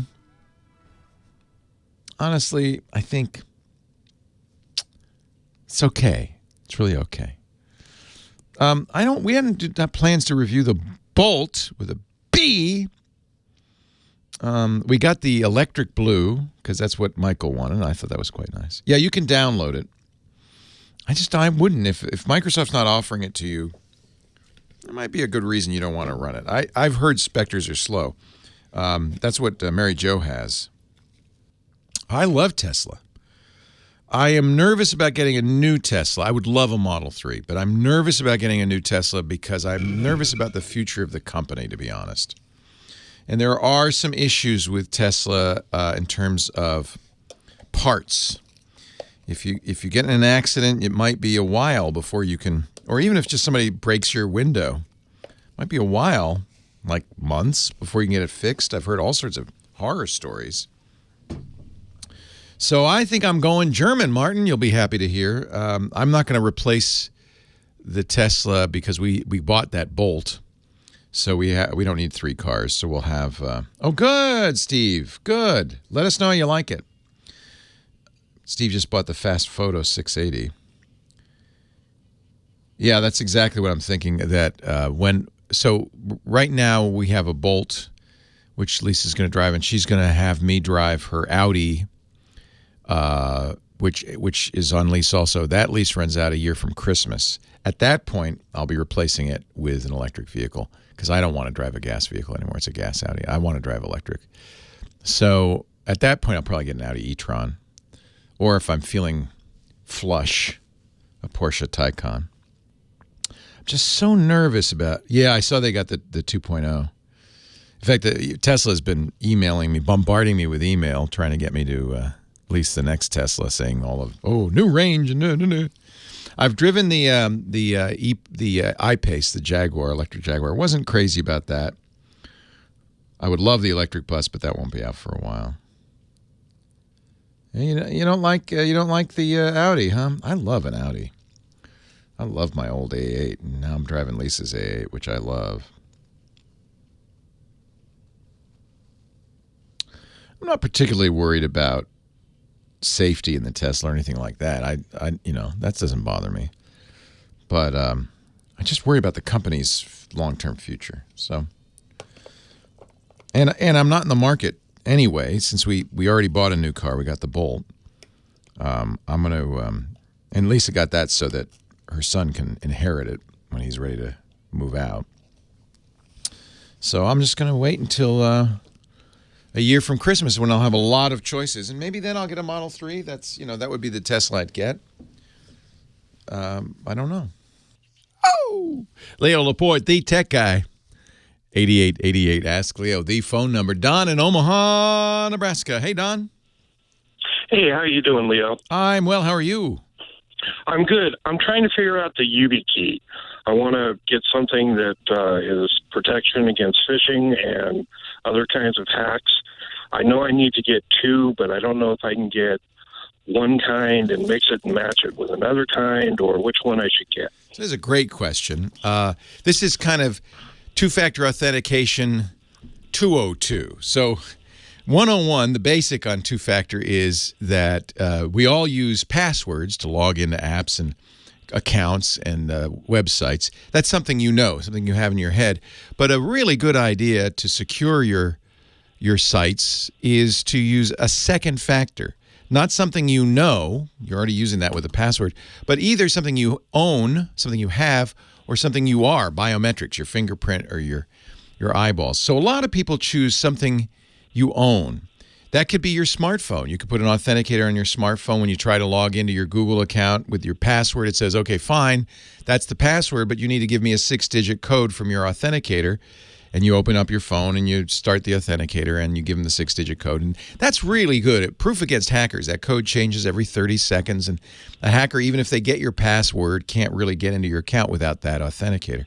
But an even better way, now this is where the advanced second factor authentication is a physical device, not your phone, but something that a bad guy would actually have to have. YubiKey is one of a number of companies that make physical USB devices. You plug into the computer and it spits out essentially the same thing, which is a long code that consists of an identifier for the YubiKey plus a rotating one-time password, much like that 6-digit code the authenticator generates. And it changes on a regular basis. I think it's still every 30 seconds. So that's really a good way of authenticating, because the bad guy would have to mug you and steal your key. It's a little less convenient because you have to have the key on you. In most cases, Google, I use it for Gmail and Google, very important, because if somebody gets your email, you're dead in the water, right? So you really want to secure that. I wish banks would let me use a YubiKey. They don't. I use it for Twitter. If I had Facebook, I'd use it for Facebook. Oh, I also use it for my email. If you don't have Gmail, I use another email provider. I use it for that. So if it's a company that's technologically savvy, and they expect their customers to be technologically savvy, they'll often offer a physical YubiKey. My LastPass password vault also will support YubiKey. There are other companies that make these. I also use LastPass. Yeah, it's great for LastPass because you don't want anybody to get that LastPass. That vaults all your passwords, right? So I secure it. So there's a couple of choices. In both Google's case and LastPass's case, you can have a single YubiKey and then use a backup system like the authenticator if you lose your YubiKey. The problem with that is that if you're using a YubiKey, it's because you think it's more secure than an authenticator, right? You want that extra security. So in both Google and LastPass's case, you can turn off all authentication methods except the YubiKey. If you do that, you definitely want two, at least two. You can register as many as you want. And the reason being, if you lose that, you've lost your account. There's no way of recovering it without it. So, and you know, I keep mine on my keychain, but doesn't mean I won't lose my keys. So what I would strongly recommend, if you decide to say, I want to go maximum security, which is to require a physical key, no other method, certainly not text messaging, which is not very secure, but not even an authentic. Yeah, that's a real problem. We can talk about that too. But if you're going to do that, then you would get at least two. Put one in a safe place, what I would do is get three.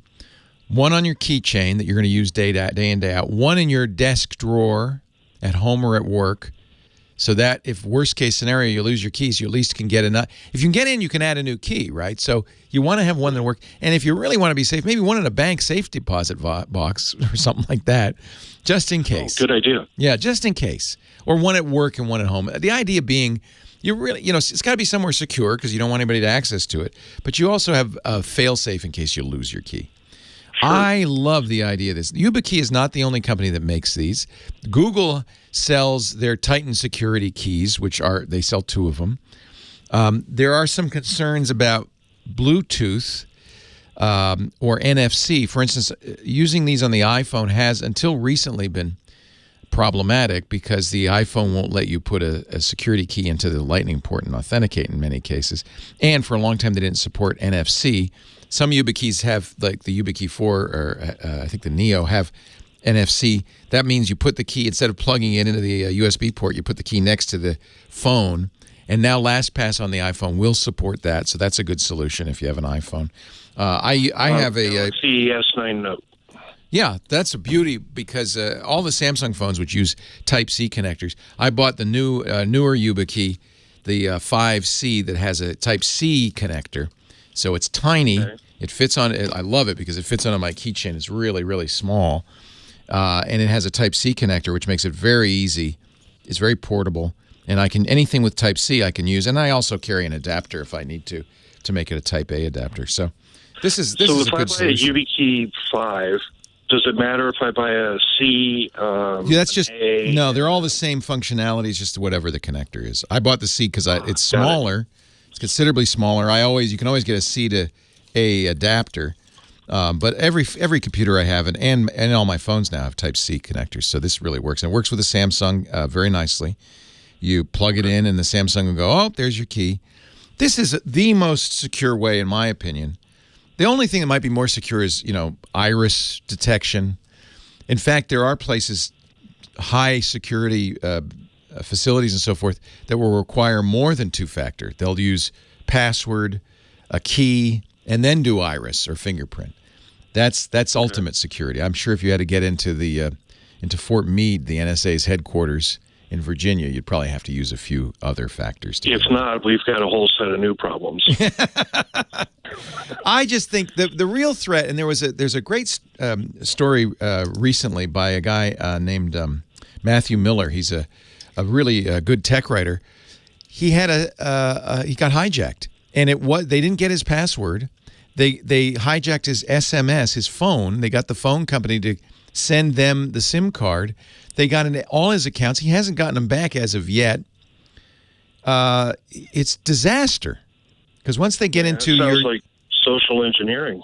Yeah, they talked the customer service rep at T-Mobile into giving him the SIM card. And so having done that, they didn't even need his passwords. Then they got into Gmail. They reset all his passwords through Gmail. And now he's out of luck. He can't get into Twitter, can't get into Gmail. And they even went to his bank account and bought $25,000 in Bitcoin. I mean, this is now that's a targeted attack because they have to be going after you to get your SIM card, right?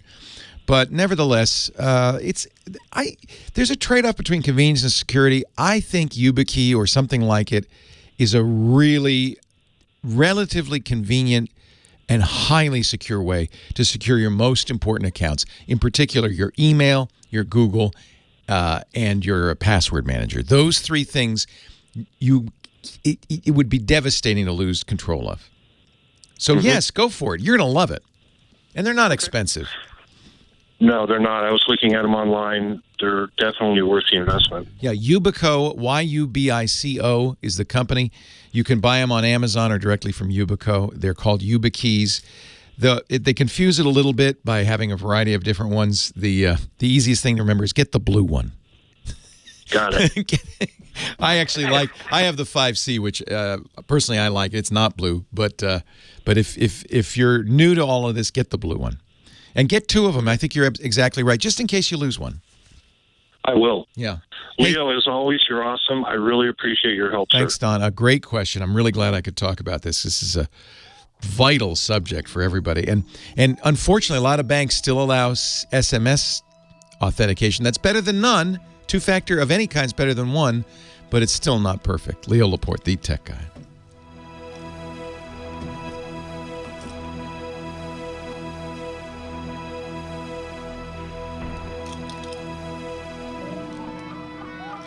Yeah, I just replaced my YubiKey, my what was it, the 5 or the 4C? I can't remember. Just replaced it with this, and I really like this. I got two of them, so I have three because I have the old YubiKey, which I keep at home, and that's the idea. Now there's an open source YubiKey that's $20. It's not from YubiKo. There's an open source security key, if I can remember the name, that I think is probably every bit as good as YubiKey, and because it's open source, me find the name of it. Solo keys. I found out about this after I bought the YubiKeys. But the nice thing is it's open source. So it's FIDO2. You can get USB A or C. And they're going to do soon NFC. NFC is nice on an iPhone. But these are relatively cheap. $20 for the USB A, $25 for the USB C. And I love it that they have these colored shims, because then you can, you could say, oh, that one's for this account, that one's for that account. Although I just reuse mine. I don't see any reason not to. I guess if you wanted ultimate security, you would have a different YubiKey for each account.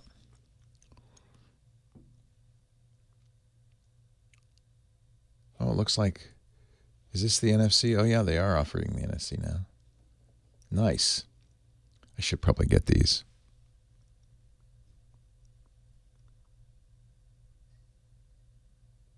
And I like it because it's open source. It's made in Europe, which is good. No NFC, no NSA backdoors. Maybe GCHQ, I don't know. But that's solo key. So that's even more advanced for people who are aware, YubiKey aware. This is a good choice. And this works everywhere YubiKey works. It's a standardized technology. I am a lucky fella. I get to be my nerdy self on the radio every weekend. And thanks to Big Pee-wee, who makes it all possible. He's bringing the band down behind me, boys. Big Pee-wee on the drums back there. Mm-hmm. And to, of course, Kim Schaffer, our phone angel, who answers the phones and keeps the lines humming. Thanks to you for being here. Thank you for letting me be my nerdy self on the radio. Bonnie in San Diego, Leo Laporte, the tech guy. Hi, Bonnie. Hi, how are you? I'm well. How are you? Confused. Uh-oh. I got an invoice, an Adobe thing from my travel agent that I tried to open, and it wouldn't open. Oh, so, stop. Yeah. Okay. And so I downloaded a new version, supposedly, and now everything is bad. My Safari won't work, So I tried to reinstall OS, and it won't let me do that. So let me get this straight. Your travel agent, and you're sure it was your travel agent? Did you expect this invoice from your travel agent? Yes, I did. Oh, good. So they sent you, that's good news, by the way. Just want to really reiterate this. I've said it a lot, but I want to say it again. Email attachments are the number 1, number 2, and number 3 way people's computers get attacked, hacked, businesses get shut down for ransomware. We were just talking about Riviera Beach, Florida, that just paid $600,000 to hackers. They got ransomware. They got their systems corrupted because an employee opened an email and clicked on a link. This is really dangerous, and you should tell your travel agent, do not send me attachments.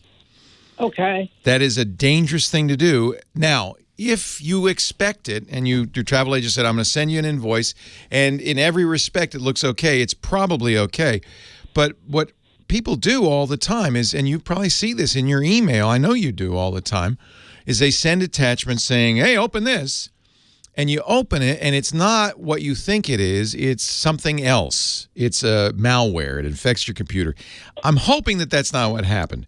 I'm going to assume, because you were expecting it, my travel agent's going to send me the invoice. She just billed me, and that the invoice is a PDF. Was it a PDF? The problem came after that when I got this message that I didn't have the latest version of the PDF. Well, this is exactly how it happens. Oh, this is you got to download.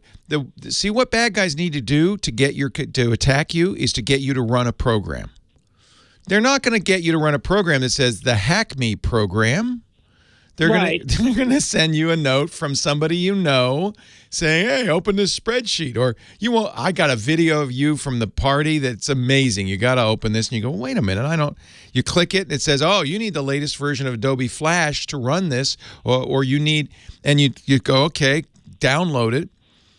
And then it's not Flash. The hacker got you to run a program and infect your computer. Now, You're on a Mac. Okay. You're on a Mac, right? Yeah. So Right. if your travel agent sent you a PDF on the Mac, you don't need any Adobe software. You don't need any software at all. The Mac opens PDFs. In fact, Windows 10 opens PDFs without any additional software. So Okay, I'm well, already there was worried. a problem before that because when I tried to open it, nothing happened. You know, it kind of blinked twice and then it never comes up. Yeah, it blinked twice while it was installing malware on your system. Oh, okay. Maybe. I'm hoping not. I'm hoping not. But everything you've told me right up to this point has really worried me because this is exactly how it happens. Now, That's why I want to. That's why Yeah, I good. We're going to I help don't- you, Bonnie. We're going to help you. It's okay.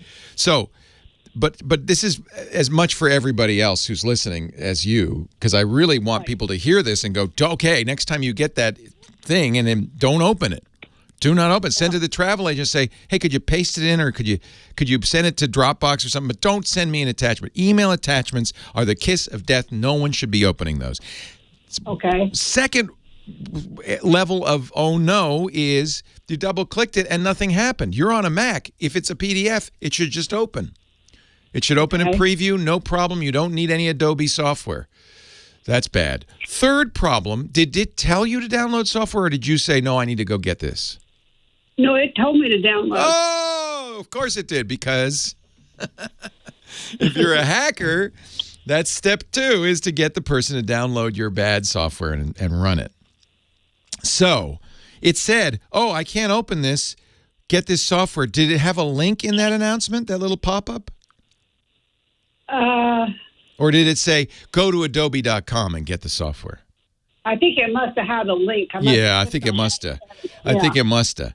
So the good news is, because you're on a Mac, if you had been on Windows and gone through this, you absolutely would be out of luck at this point. Because you're on a Mac, the software which was designed to run on a Mac is having trouble. It was designed to run on Windows, I mean. Can't open Safari. Yeah. It's because normally you would open the attachment, preview would open, you'd be able to read it, you'd say fine. The fact that you got a pop-up, it says, oh, it's not a Windows machine. Now what do I do? Okay, here's a pop-up. Download our special software. It's called Adobe Reader. You don't need Adobe Reader on a Mac. You actually don't need it on Windows 10 anymore. So and I guarantee you that wasn't Adobe. But it probably downloaded a Windows program, not a Mac program. Maybe it did download a Mac program. What happened when you clicked that link? You mean it came up with a thing to install, so I installed And it. Did it install properly? Well, I don't know. No, I don't think so, because it took a long time, and I noticed that on the top thing where Safari was already open, the little thing that says bookmark kept flashing red at, Yeah. It's trying to infect you. Yeah, I was trying to read what I had there. Or maybe this is all innocent. I mean, it's totally possible, because you were expecting a PDF from your travel agent. That's the only saving grace here. It could be that she made the PDF with some weird program, and I just don't understand how. It sure sounds suspicious. So whatever's happened at this point, you said you tried to reinstall Mac OS. Is that what you did? Yeah, well, when I went to my another device, my iPad, and I looked at what do you do because I tried to remove Safari and reinstall it. You can't do that. You can't. No, it's part of the operating system. But I found this thing on the YouTube. It says if you hit restart and put a Control R in there, when it opens up, it goes to a place where you can say reinstall. Do you have anything on that computer you need? Probably not. Because it would wipe your computer, probably, if you did that. It would erase the hard drive. Probably the best thing to do at this point is erase the hard drive and start over. Okay. If you have anything on that computer you need, copy it off first. Okay. How do I know I'm not getting the bad stuff with it? Well, that's that's why what you have to do at this point. You're probably all right because you're just getting your documents. Don't get that PDF. The thing about Apple is it's pretty well crafted to prevent this from happening. And so I'm not convinced that you have a problem. I just don't know what happened exactly. Okay. The safest thing to do would be to assume you've been hacked, because you don't want, somebody sitting there getting your passwords and stuff. Right. So the safest thing to do would be reinstall, literally erase the drive and reinstall. But you do want to back up your data first, because I don't want you to lose anything important. So, do you have anything you can put it on, a USB key or anything? I don't know what that is. I think you're going to need some help from the computer guy down the street or something. Maybe go over to Best Buy. Don't let them clean your computer. Say, I want to bring it to the Apple store. Say, I want to start over. Oh, this is a mess. I feel so bad. But you need help. You need somebody, an expert, to do this at this point. Thanks, everybody, for joining me. I'll see you next week. And Bonnie, stay on the line. We're going to help you. Leo Laporte, the tech guy. Are you still there, Bonnie? Yes, I'm still here. Thank you for being very patient. Thank you for trying to help. It's a hard thing to do remotely, right? I can't. If I could, I would try to figure out what happened, and it could be that it's completely benign, but it does. I have to say, it doesn't sound like it. The only saving grace might be that this attachment was designed for Windows, and you're not running Windows, so you don't have to be too scared. But I don't know, and the real problem is not knowing. I don't want you to, go away saying, "Hey, I fixed it," and meanwhile they've got all your stuff. Because you expected this email, you had just bought something and the travel agent sent you your invoice. Right. So because you expected it and you expected that invoice, chances are that was just a PDF. Why it didn't open, I don't know, but it is possible if the travel agent is using some oddball software to make a PDF that can't be read on a Mac. It was a mistake when it said download Adobe Reader, because they do make a version for the Mac, but it's not anything you need on the Mac. So I'm not sure what was going on with that. And I'm wondering if it was even a link to the Windows version of Reader, which nothing would happen. Here's my concern. You say Safari doesn't work anymore. Yeah, you can't. It won't open. It sends a thing that says send this to Apple. It crashes. Okay. And you've restarted the computer, right? Yeah. Okay. Because restarting it clears out everything. And so it sounds like maybe if I'm going to take the most benign interpretation, your travel agent did. By the way, ask your travel agent. Send her an email saying, "Did you send me a PDF?" If she did, maybe you can wipe your brow and say, "Okay, probably this wasn't malware." I'm sure it was from her. It has her name, and she was going to send it to me. So having her name is in no way a proof that it was her. I can send you email from your travel agent. All I need to know is your travel agent's email address. I can do it. Any bad guy can do it. However, it is reassuring that she said, "I'm going to send you this." Means she probably did. The only thing now, thinking, she sent me one, and then she sent a second one that says an updated version. And it was I just downloaded the updated version. So maybe she didn't send that. Let me give you the scenario that the paranoid would say here. Okay. What that means is your travel agent's been hacked previously. One of the things bad guys do is they watch and they say, "Oh, yeah, she just sent her a PDF. Let's send her another updated PDF." And they copy the email address. They copy the email. It looks exactly the same. It just says, "Oh, I'm so sorry, Bonnie. Let me send you the updated one." Now, again, completely possible that that's all legit, but it is. Yeah. But I can make up a scenario. I need to check with her to see if she sent two. Yeah. So that's the first thing you really want to do. If she sent both of them, then the chances are, you try to install something that doesn't work with the Mac. And it broke. It just what it did is it broke Safari, because it's every time you load Safari, it's trying to install a broken extension. So there is a way to start Safari in safe mode that might fix this whole thing. Okay. And then you would remove the extension. So if you hold down, I guess probably the best way to do this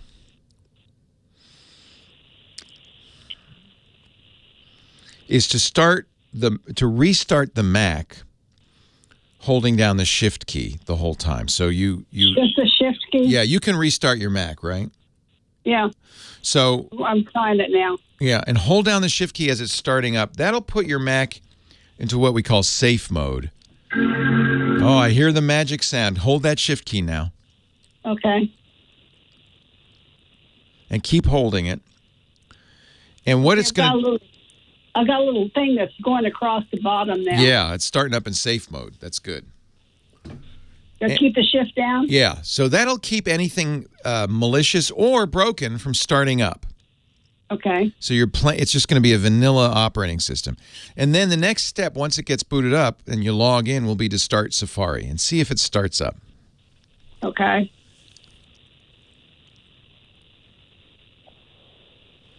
It's going very slowly. Yeah, it will, because this is not a normal startup. But this is good. It's actually a good sign that you're able to do that. The Mac is really good in protecting. There's two advantages you have because you're using a Mac. One is Apple's done a fairly good job of protecting you. Not impervious, but it's pretty good. Two, it's not as common a platform. So bad guys generally go after PCs. So the paranoid scenario is the bad guy is in your travel agent's email, saw the original email, said, oh, I'll get her, sends an attachment to a second email saying, this is the update, yeah. But the hacker doesn't know you're on a Mac. You double-click it. It's a Windows program. So it goes, oh. Well, then it pops up a thing that says, okay, download this software. Now you go after the software. You didn't see where it downloaded from. If it downloaded from Adobe, you're fine. But maybe it wasn't Adobe. Maybe it was HackerDobe or something. And so then the hacker tried again, download something bad on your system. I'm going to guess that you probably are not infected. We just need to get rid of whatever it is that's blocking Safari. So once it gets booted up and you've logged in, let me know. Okay. I still got about 3/4 of an inch to go. It takes a little while. I think we're slowly moving, though. Yeah. It's the slowest possible startup. It's really limping along here, but that's okay. I got time now.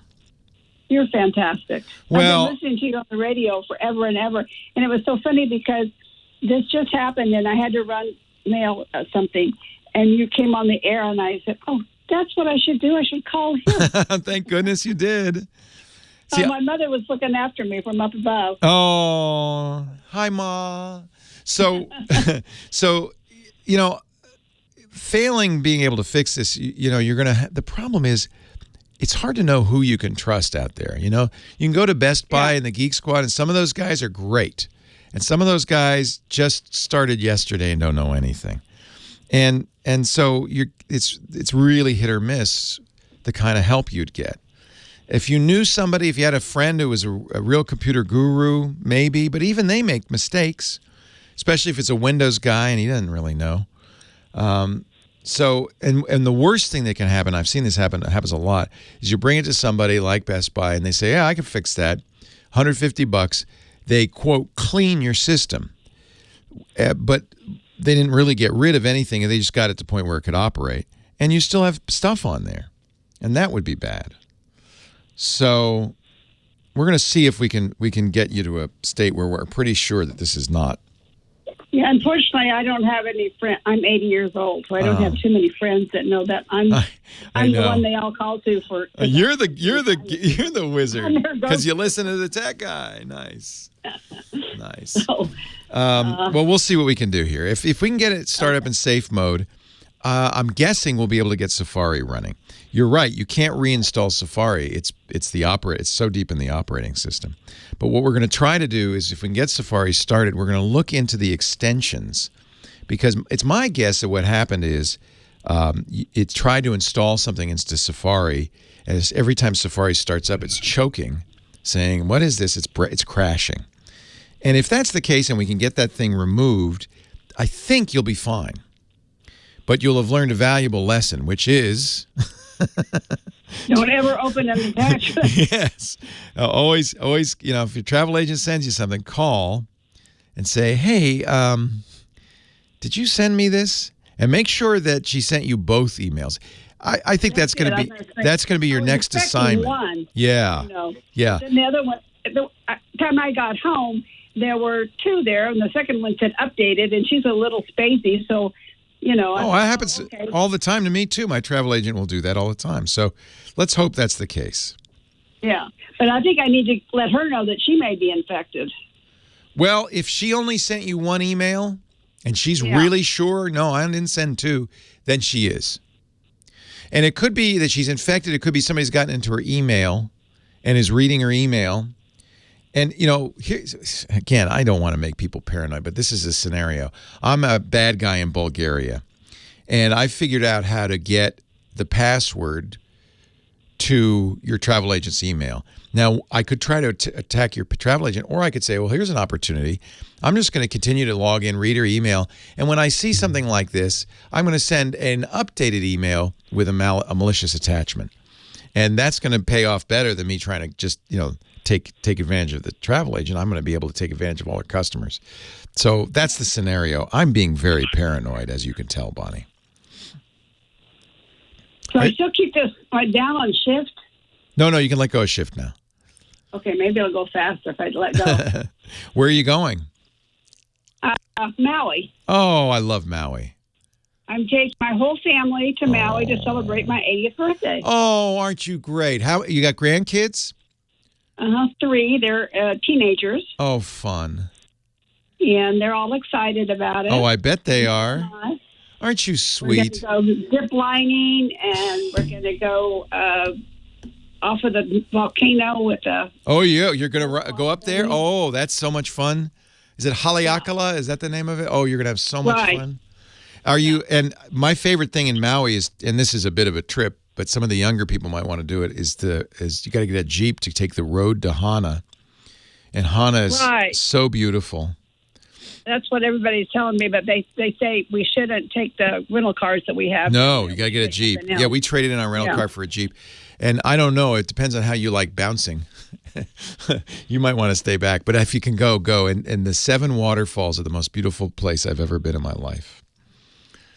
I just love Maui. Yeah, everybody keeps talking about that, so it's kind of like we really need to do that. And then we did a wonderful luau in Lahaina. The Lahaina luau was so great. Yeah, we've decided not to do a luau because we're all vegetarian. Oh, that won't be any good. Yeah, if you can't eat pork.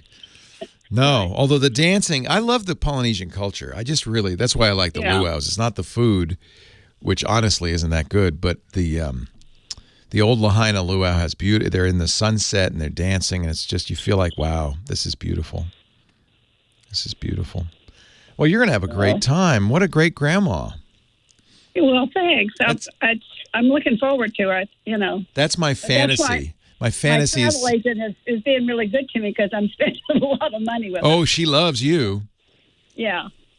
I'm gonna cross my fingers that this is just a mess up and not malicious. Okay. But I hate to keep you on the line. Oh, no, I don't mind. No, I want to help you. Minutes to go. It's kind of stuck, huh?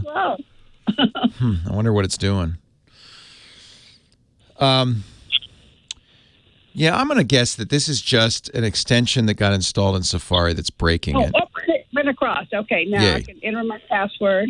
Good. See, one thing bad guys want to do is get on your system and let it operate normally, because then they can continue to spy on you. See what I'm doing, yeah. But a lot of times they're not very good programmers, and so their programs crash your system, which is kind of a giveaway. So once you're logged in, let me know. In fact, once you're logged in, just launch Safari. Let's see if it'll run. Uh-oh. It was working on logging in, and now I've got a blank screen, but maybe it's just... Be patient. Doing something. Cross your finger. There we go. Okay. Now, just double-click. It came up with Safari highlighted there. Just double-click on that. Open up Safari.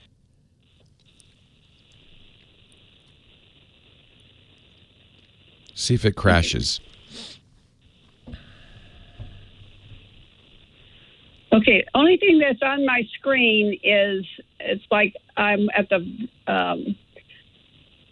shows all my files, but I can't move or do anything. So is the mouse moving? The mouse is moving, but it doesn't work on anything. It's not. You can't click anything. Well, be patient a little bit. Okay. Yeah, slowly little arrows are showing up here. Yeah, it's really it's still loading or something. It's trying to load this thing. Oops. Everything went black. Oh, this does not sound good.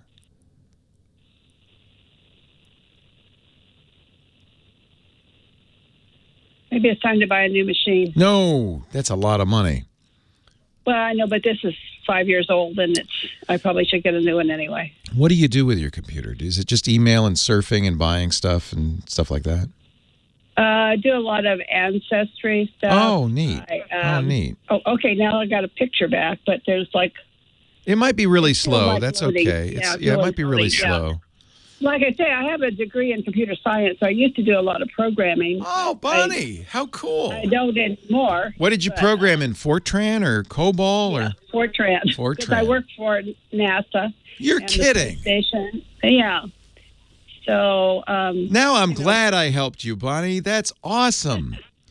Were you one of the... I know about Fortran. Most people don't. Were you one of the hidden figures in the NASA there? Uh-huh. Did they have a ladies' room anywhere nearby? Well, I'm white, so I didn't really realize all that, you know. Did you enjoy that movie, though? Oh, I love the movie. Yeah, it really took me back to a lot. I mean, it's amazing what technology was so bad back then. It was so, Did they have those big blackboards and you have to climb up on a ladder and do all the math by hand? No, No. I wasn't. I did that. I was a little later than that. But Yeah, if you're using Fortran, they were able to use that. So you were in the Apollo era. Right. Or before that, even. I was in the Mercury. Mercury. Suborbitals and stuff like that. Yeah. Man. Because I worked in it at where they had building the Atlas missiles. How cool! And what were your programs doing? Were they calculating trajectories or? Basically, they were calculating high energy physics effects on things that were up there. So when we build them, they would withstand whatever necessary to. And that was mostly on for the space station. We did a lot of work on that. So yeah, because they're getting bombarded by cosmic particles all the time. Right. Yeah, so you're basically predicting what the effects of that constant bombardment of high energy particles will be.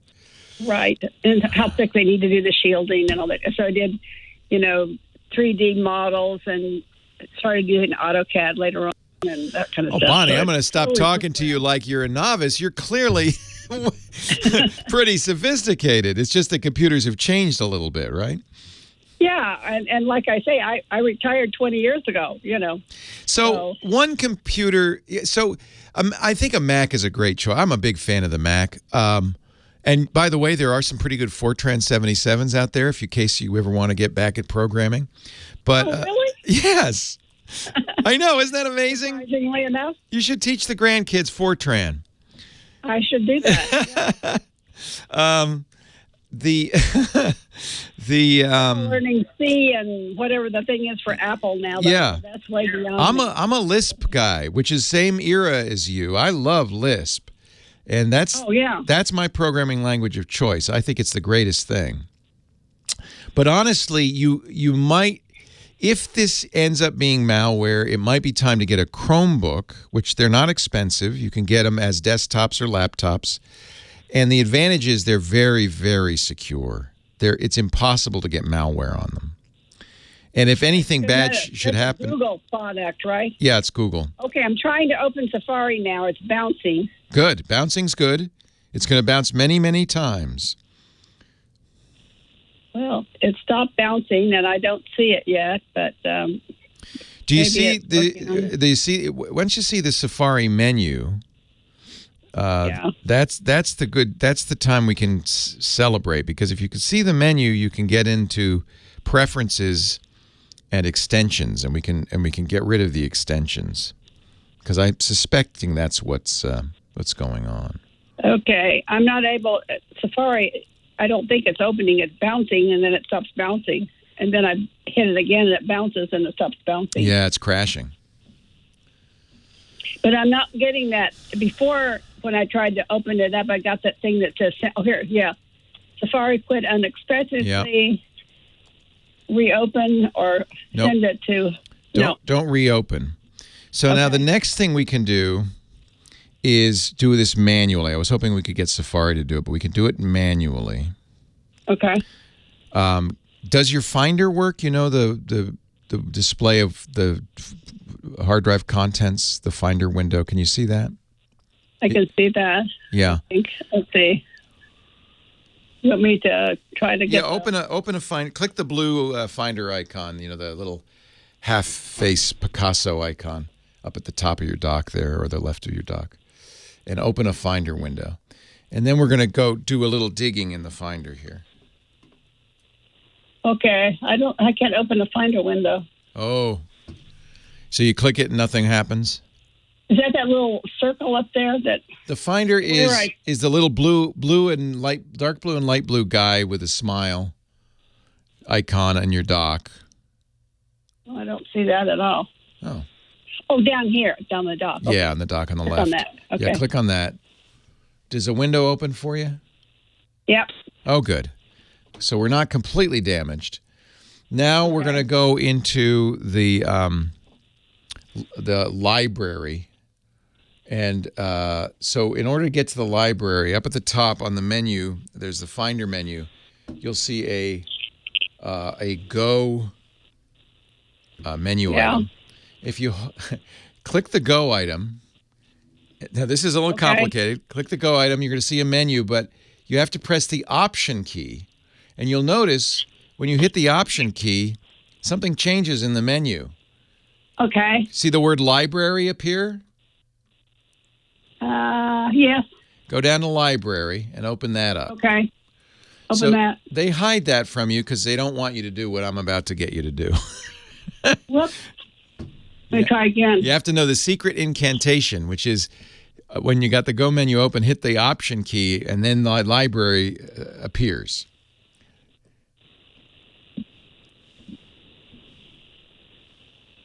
Are you in the library yet? I tried to move this other thing out of the way, and it went away. Where's the library? Okay, here's library now. I got it. Okay, you got a library window now. In the library window, there's a lot of items, but you want to go to the one that says Safari. Okay. And click I got that. it. Underneath it, there's auto corrections and a bunch of stuff. Yeah. So go to extensions. See the extensions folder? Tell me what's in that folder. One password dot software. Yeah, you don't need to read the extension. Go ahead. Okay. Then any search DS. That's bad. That's bad? Yeah, get rid of any search. You don't use that, do you? Do you know what that is even? No. Okay. So drag that to the trash. Drag that to the trash. Okay. Okay, I think that's now what. I've got any search -2. Yep, drag that to the trash. I think we found the problem. Then extensions and search tech and search it. Take out search it and search tech as well. Those are not malware. They're what we call adware because nobody wants to get sued. Okay. But because you didn't install it and it's modifying your machine, I'm going to call it malware. Okay. So we found the culprit. I don't know if that's been there for a long time. It's not spying on you. It's just putting ads into your feed that somebody can make money on. But if it's poorly programmed, which it was, it can stop Safari from starting. So all you have now, I'm glad to hear you use 1Password, Bonnie. 2 thumbs up on that. That's great. Okay. I hope you still use it, right? Yeah. Oh, good. That's really good. So you have 1Password in there and extensions. Anything else? That's it. That's it. I think we found it. The extension has something on the today. I forgot to look at when the other was last modified before I threw them away, but it was last modified today at 11:46. Yeah, that's about when you clicked that link, isn't it? Right. Oh, I think we found it. Oh, good. Any search is definitely malware or adware or bad stuff. So that's what was installed. I would definitely call your travel agent and ask her, but at some point you got any search in there. The problem is at this point there may be other stuff in other locations, but I bet you if you can now close those windows, try opening Safari now. We've taken those out. In fact, let's be extra safe and empty the trash, empty the recycle bin first. Oh, okay. Just because why should we let that hang around? That's a browser hijacker.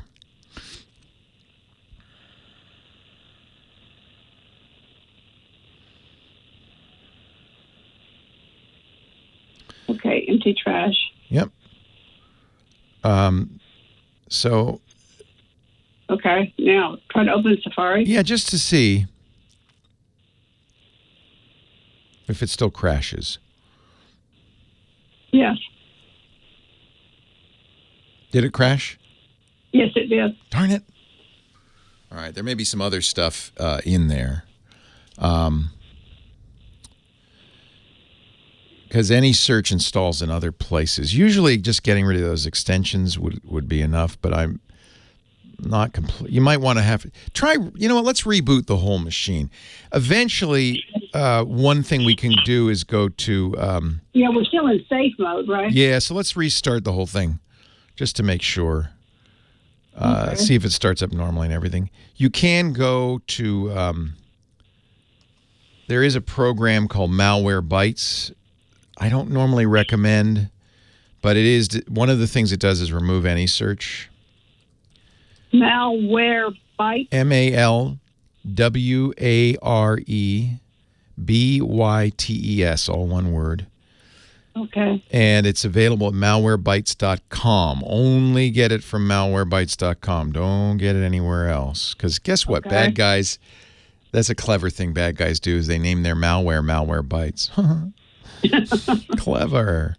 So they have Malwarebytes for the Mac, and it will, I don't normally leave it on my machine, but you could use it if we still have some AnySearch lying around. It might be a good idea. One thing you'll notice is when you open Safari, your home, there's that sound. That's a good sound. One thing that you'll notice is your home page has been modified on Safari. Wow. So did you work at NASA your whole career? Yeah, well, I actually worked for a company called Science Applications, and we just did contracts. Oh, I got it. Okay. NASA, and then fun. It was funny because when I went to college, a woman could have two choices. You could be a nurse or a teacher. Right. So I decided to be a science teacher, and I got a degree in math and physics. And then I went to General Dynamics where my husband was working for the summer, couldn't get a teaching job, and applied for a secretarial job. I flunked the typing test. I couldn't take shorthand. And they go, you're not qualified to be a secretary. And I said, oh, okay. But they looked at my resume. They said, but we'll hire you as a flight test engineer. And I go, oh, okay. So, hallelujah. Yeah, I never taught school. There was one smart person there who said, yes, she's a woman, but maybe she could do some math. Right. She can't do shorthand, so she's pretty useless. Maybe she could do some math. Oh, Bonnie, what a story. I was so glad many years later because I went to work for this company called SAIC, and there were 60 employees when I started and over 2,000 when I left. Wow. And the stock was privately owned. You had to work there to own it. It grew at 20% a year for all the time I was there. So you got a little money. You could take the family to Maui. That's awesome. Right. Oh, Bonnie, what a wonderful story. There were so many terrible stories. I'm glad to hear one nice one. Yeah, well, I was really lucky. Yeah, you found that one person who thought, we could hire a woman to do math. Oh, my gosh. Well, back then, too, they were doing contracts that were where the government paid double for overtime, so they loved to hire a lot of people. You worked hard. Yeah, I did. But, and it was fun. And over the years, I've met all these people that used to work on the project that built the hydrogen bomb. The Manhattan Project. Yeah. Yeah. My grandfather worked on the Manhattan Project. People, oh, man. What facility did you work at? I worked at a facility in San Diego, but I did a lot of work at Los Alamos. And for a couple of times, I had contracts with the French government and the German government to go help them. How cool is that? Yeah. Man. So. Wow. I'm thrilled that you mentioned that, Bonnie. That's just so cool. That is so cool. How many kids do you have? I have 2 boys. Oh. And 3 grandkids. And 3 grandkids, 2 boys and a girl. So. Oh. You're going to have so much fun in Maui. Where are you staying? The Wyndham. Oh, nice. On the beach, right? Yeah. Oh, nice. How's your Mac doing? Is it starting up at a normal speed, or does it seem a little weird still? It's spinning a bit. I got the thing at the bottom, but I don't have it. Oh, I have some dumb thing that comes up that's GoFlex, and I don't know what that is. I just always force quit it. I think we're going to have to rebuild your machine. Oh, this does not. I should just buy a new one, right? GoFlex is the thing that comes with your Seagate. You must have a Seagate hard drive attached, right? I do. Yeah, that's the GoFlex software. That's okay. Do you still have that drive attached? Yeah. Yeah. That's my backup. Yeah, that's good. And GoFlex is doing the backup, but disconnect that while you do this fixing. Okay, we're going to kind of keep that off on its own. It's funny that you just quit it every time. Well, I couldn't figure out how to make it go away. So if I force quit it, it seems to work okay. Yeah, it's fine. I don't like it when companies sell hard drives that require software to run. That's really dumb. So I don't blame you. And you can still see the hard drive, right? It still works, right? Yeah. Yeah. It's just. Like I know. Yeah, of course it does. It's just dopey. I mean, That's okay. Everything's on screen now, but now I can't make this GoFlex thing stop. I don't like the GoFlex. I want to uninstall that too at some point. We're going to go into the applications folder, just delete it, and it won't start up anymore. Okay, that's good. Okay, so now let's see if I can start Safari. By the way, there's some very good vegetarian grocery stores and places to eat in Maui. Oh, good. And there's a website, downtoearth.org. The chat room who's listening in on this, A. Tort Aloha is a Hawaiian native, not native, but used to live there for many years. Down to Earth? Downtoearth.org. Okay. And you'll find grocery stores, but also vegetarian restaurants. Is the whole family vegetarian? Yep. Isn't that nice? Your whole life? Makes it easier. Yeah. Forever? Did you bring up the kids that way? Uh-huh. Wow. You're a really cool person, Bonnie. I'm glad to know you. Thank you. Wow. So it's bouncing longer. It didn't just bounce and bounce. It's still bouncing. Yeah, that's a good sign. It may be looking. There's something else over here that's bouncing. It's called Mac Cleanup Pro. Where'd that come from? Where'd that come from? You didn't install that? No. Oh no. Wow. You got messed up good. Let me look at that. Let me look up Mac. Yeah, that's a scam. That's another. Just force quit it? Oh yeah, and we're gonna remove that too. When do you remember installing that? Do you ever remember installing that? No. Yeah. So this either it came from that one email, or a grandkid has been in my computer. Or a grandkid. Yes, that's very likely. You let the grandkids use the computer? They know how. That's very, very likely. This stuff typically comes with downloads from game sites and things like that. Yeah, well, I've got a gamer. Yeah. So what they do is they'll go to, CNET's download.com or Softpedia, and they'll say, well, if you're going to download the software, you have to use a special downloader. And the downloader installs Mac Cleanup Pro and a bunch of other stuff. That's a bad sign, too. There may be a lot of stuff on there. I'm going to change the password on my computer. Yeah, don't let the kids use it. What you could do is let them use a guest account, and then it'll erase it every time they're done. Right. I'll do that. Yeah, that's almost certain that came from the kid downloading something. And, yeah, you really don't want Mac Cleanup Pro on there. Oh, man. Hang on just a second. Come on in. I've got. I'm fixing the computer you broke. My problem, huh? I'm fixing the computer you broke. You nasty. No, this is my son. Oh, okay.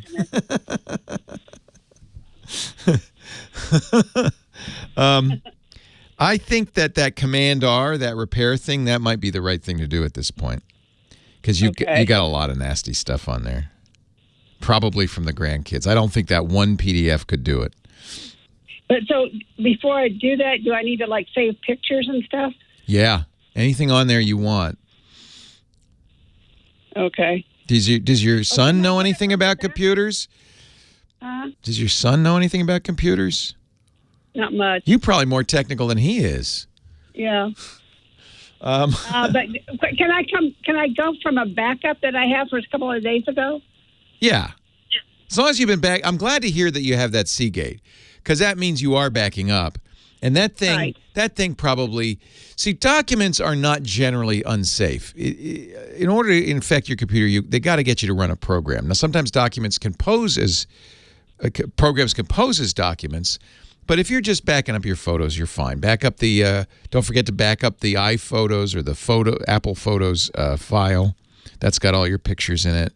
Stuff like that. Yeah, you really want to make sure you got all that stuff. Do you use iCloud? Yes. Okay, so your photos are probably, make sure you've got iCloud backup on, but if your photos are being backed up to iCloud, that backs up the originals. That's good.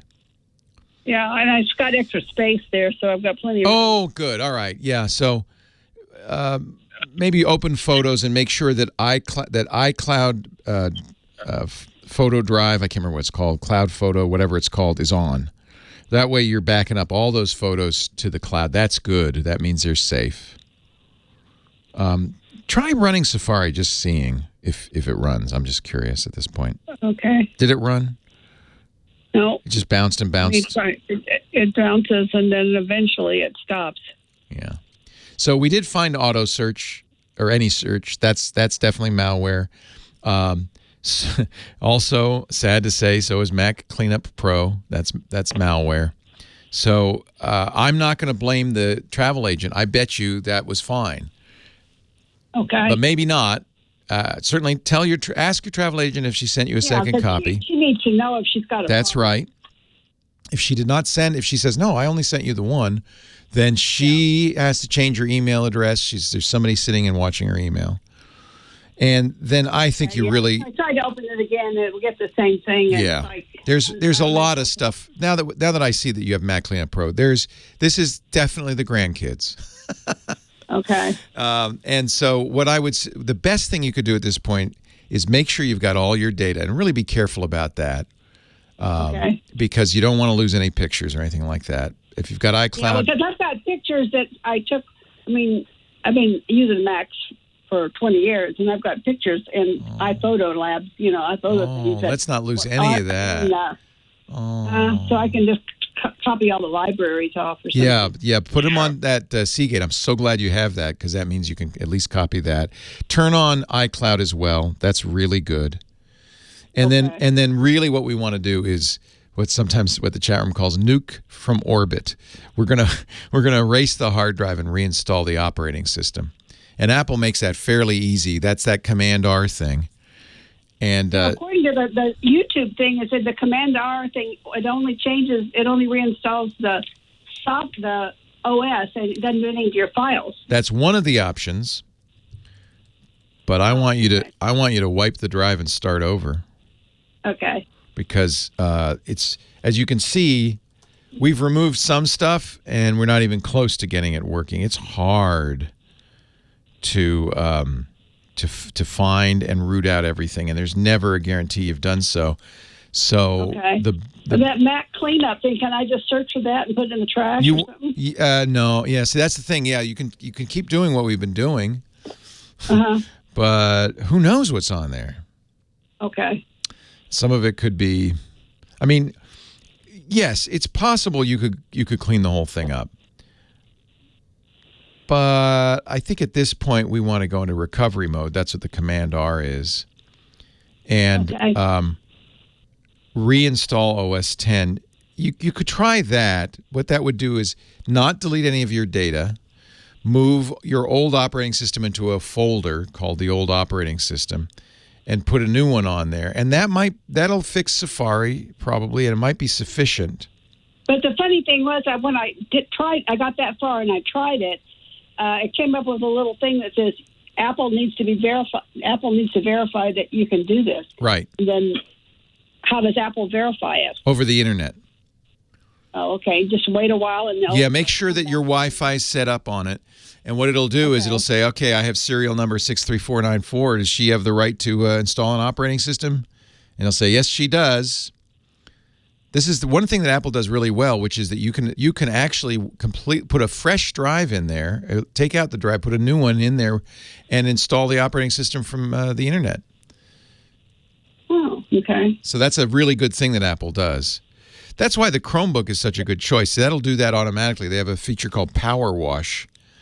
And it just does it automatically. And so not only are they less prone to infections anyway, they'll power wash it. You're happy with your Mac. You got iCloud. That's where all your photos are. It's probably fine. Yeah, and I got an iPad and you know, everything. iPhone. Stick with the Mac.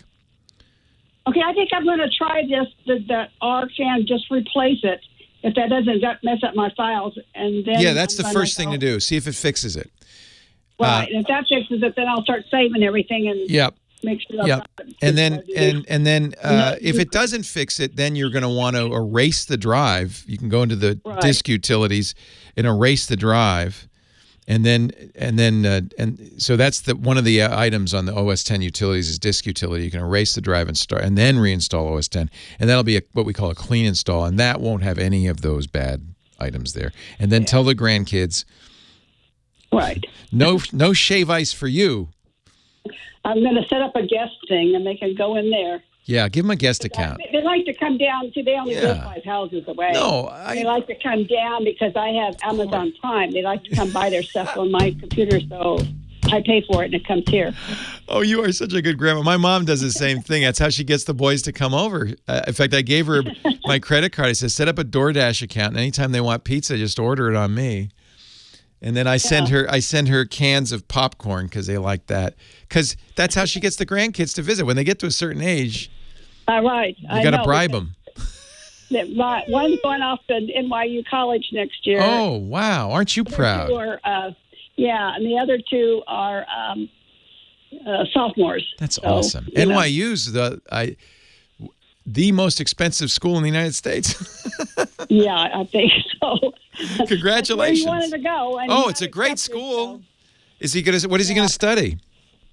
He's not sure yet, you know. Oh, how fun. He wants to study philosophy. And I'm like, great. What are you going to do with philosophy, you know? My daughter's a poet. We'll see. Bonnie, it was such a pleasure meeting you. I really am thrilled to hear your story. I'm so glad we took the time to get to know each other. Well, I really appreciate your doing all that to help me. My pleasure. Do you mind if we put this on the podcast? No. All right. Because I think it would help other people.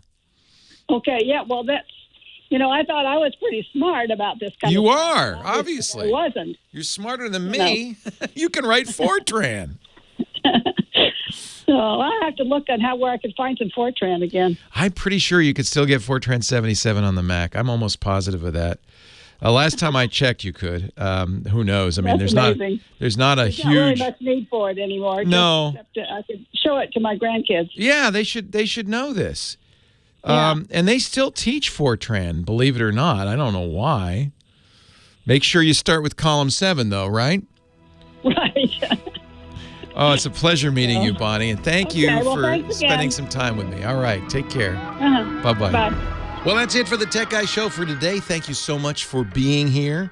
And don't forget, TWIT, T-W-I-T. It stands for This Week in Tech, and you'll find it at twit.tv, including the podcasts for this show. We talk about Windows on Windows Weekly, Macintosh on Mac Break Weekly, iPads, iPhones, Apple Watches on iOS Today, security on Security Now. I mean, I can go on and on and on. And, of course, the big show every Sunday afternoon, This Week in Tech. You'll find it all at twit.tv. And I'll be back next week with another great Tech Guys show. Thanks for joining me. We'll see you next time.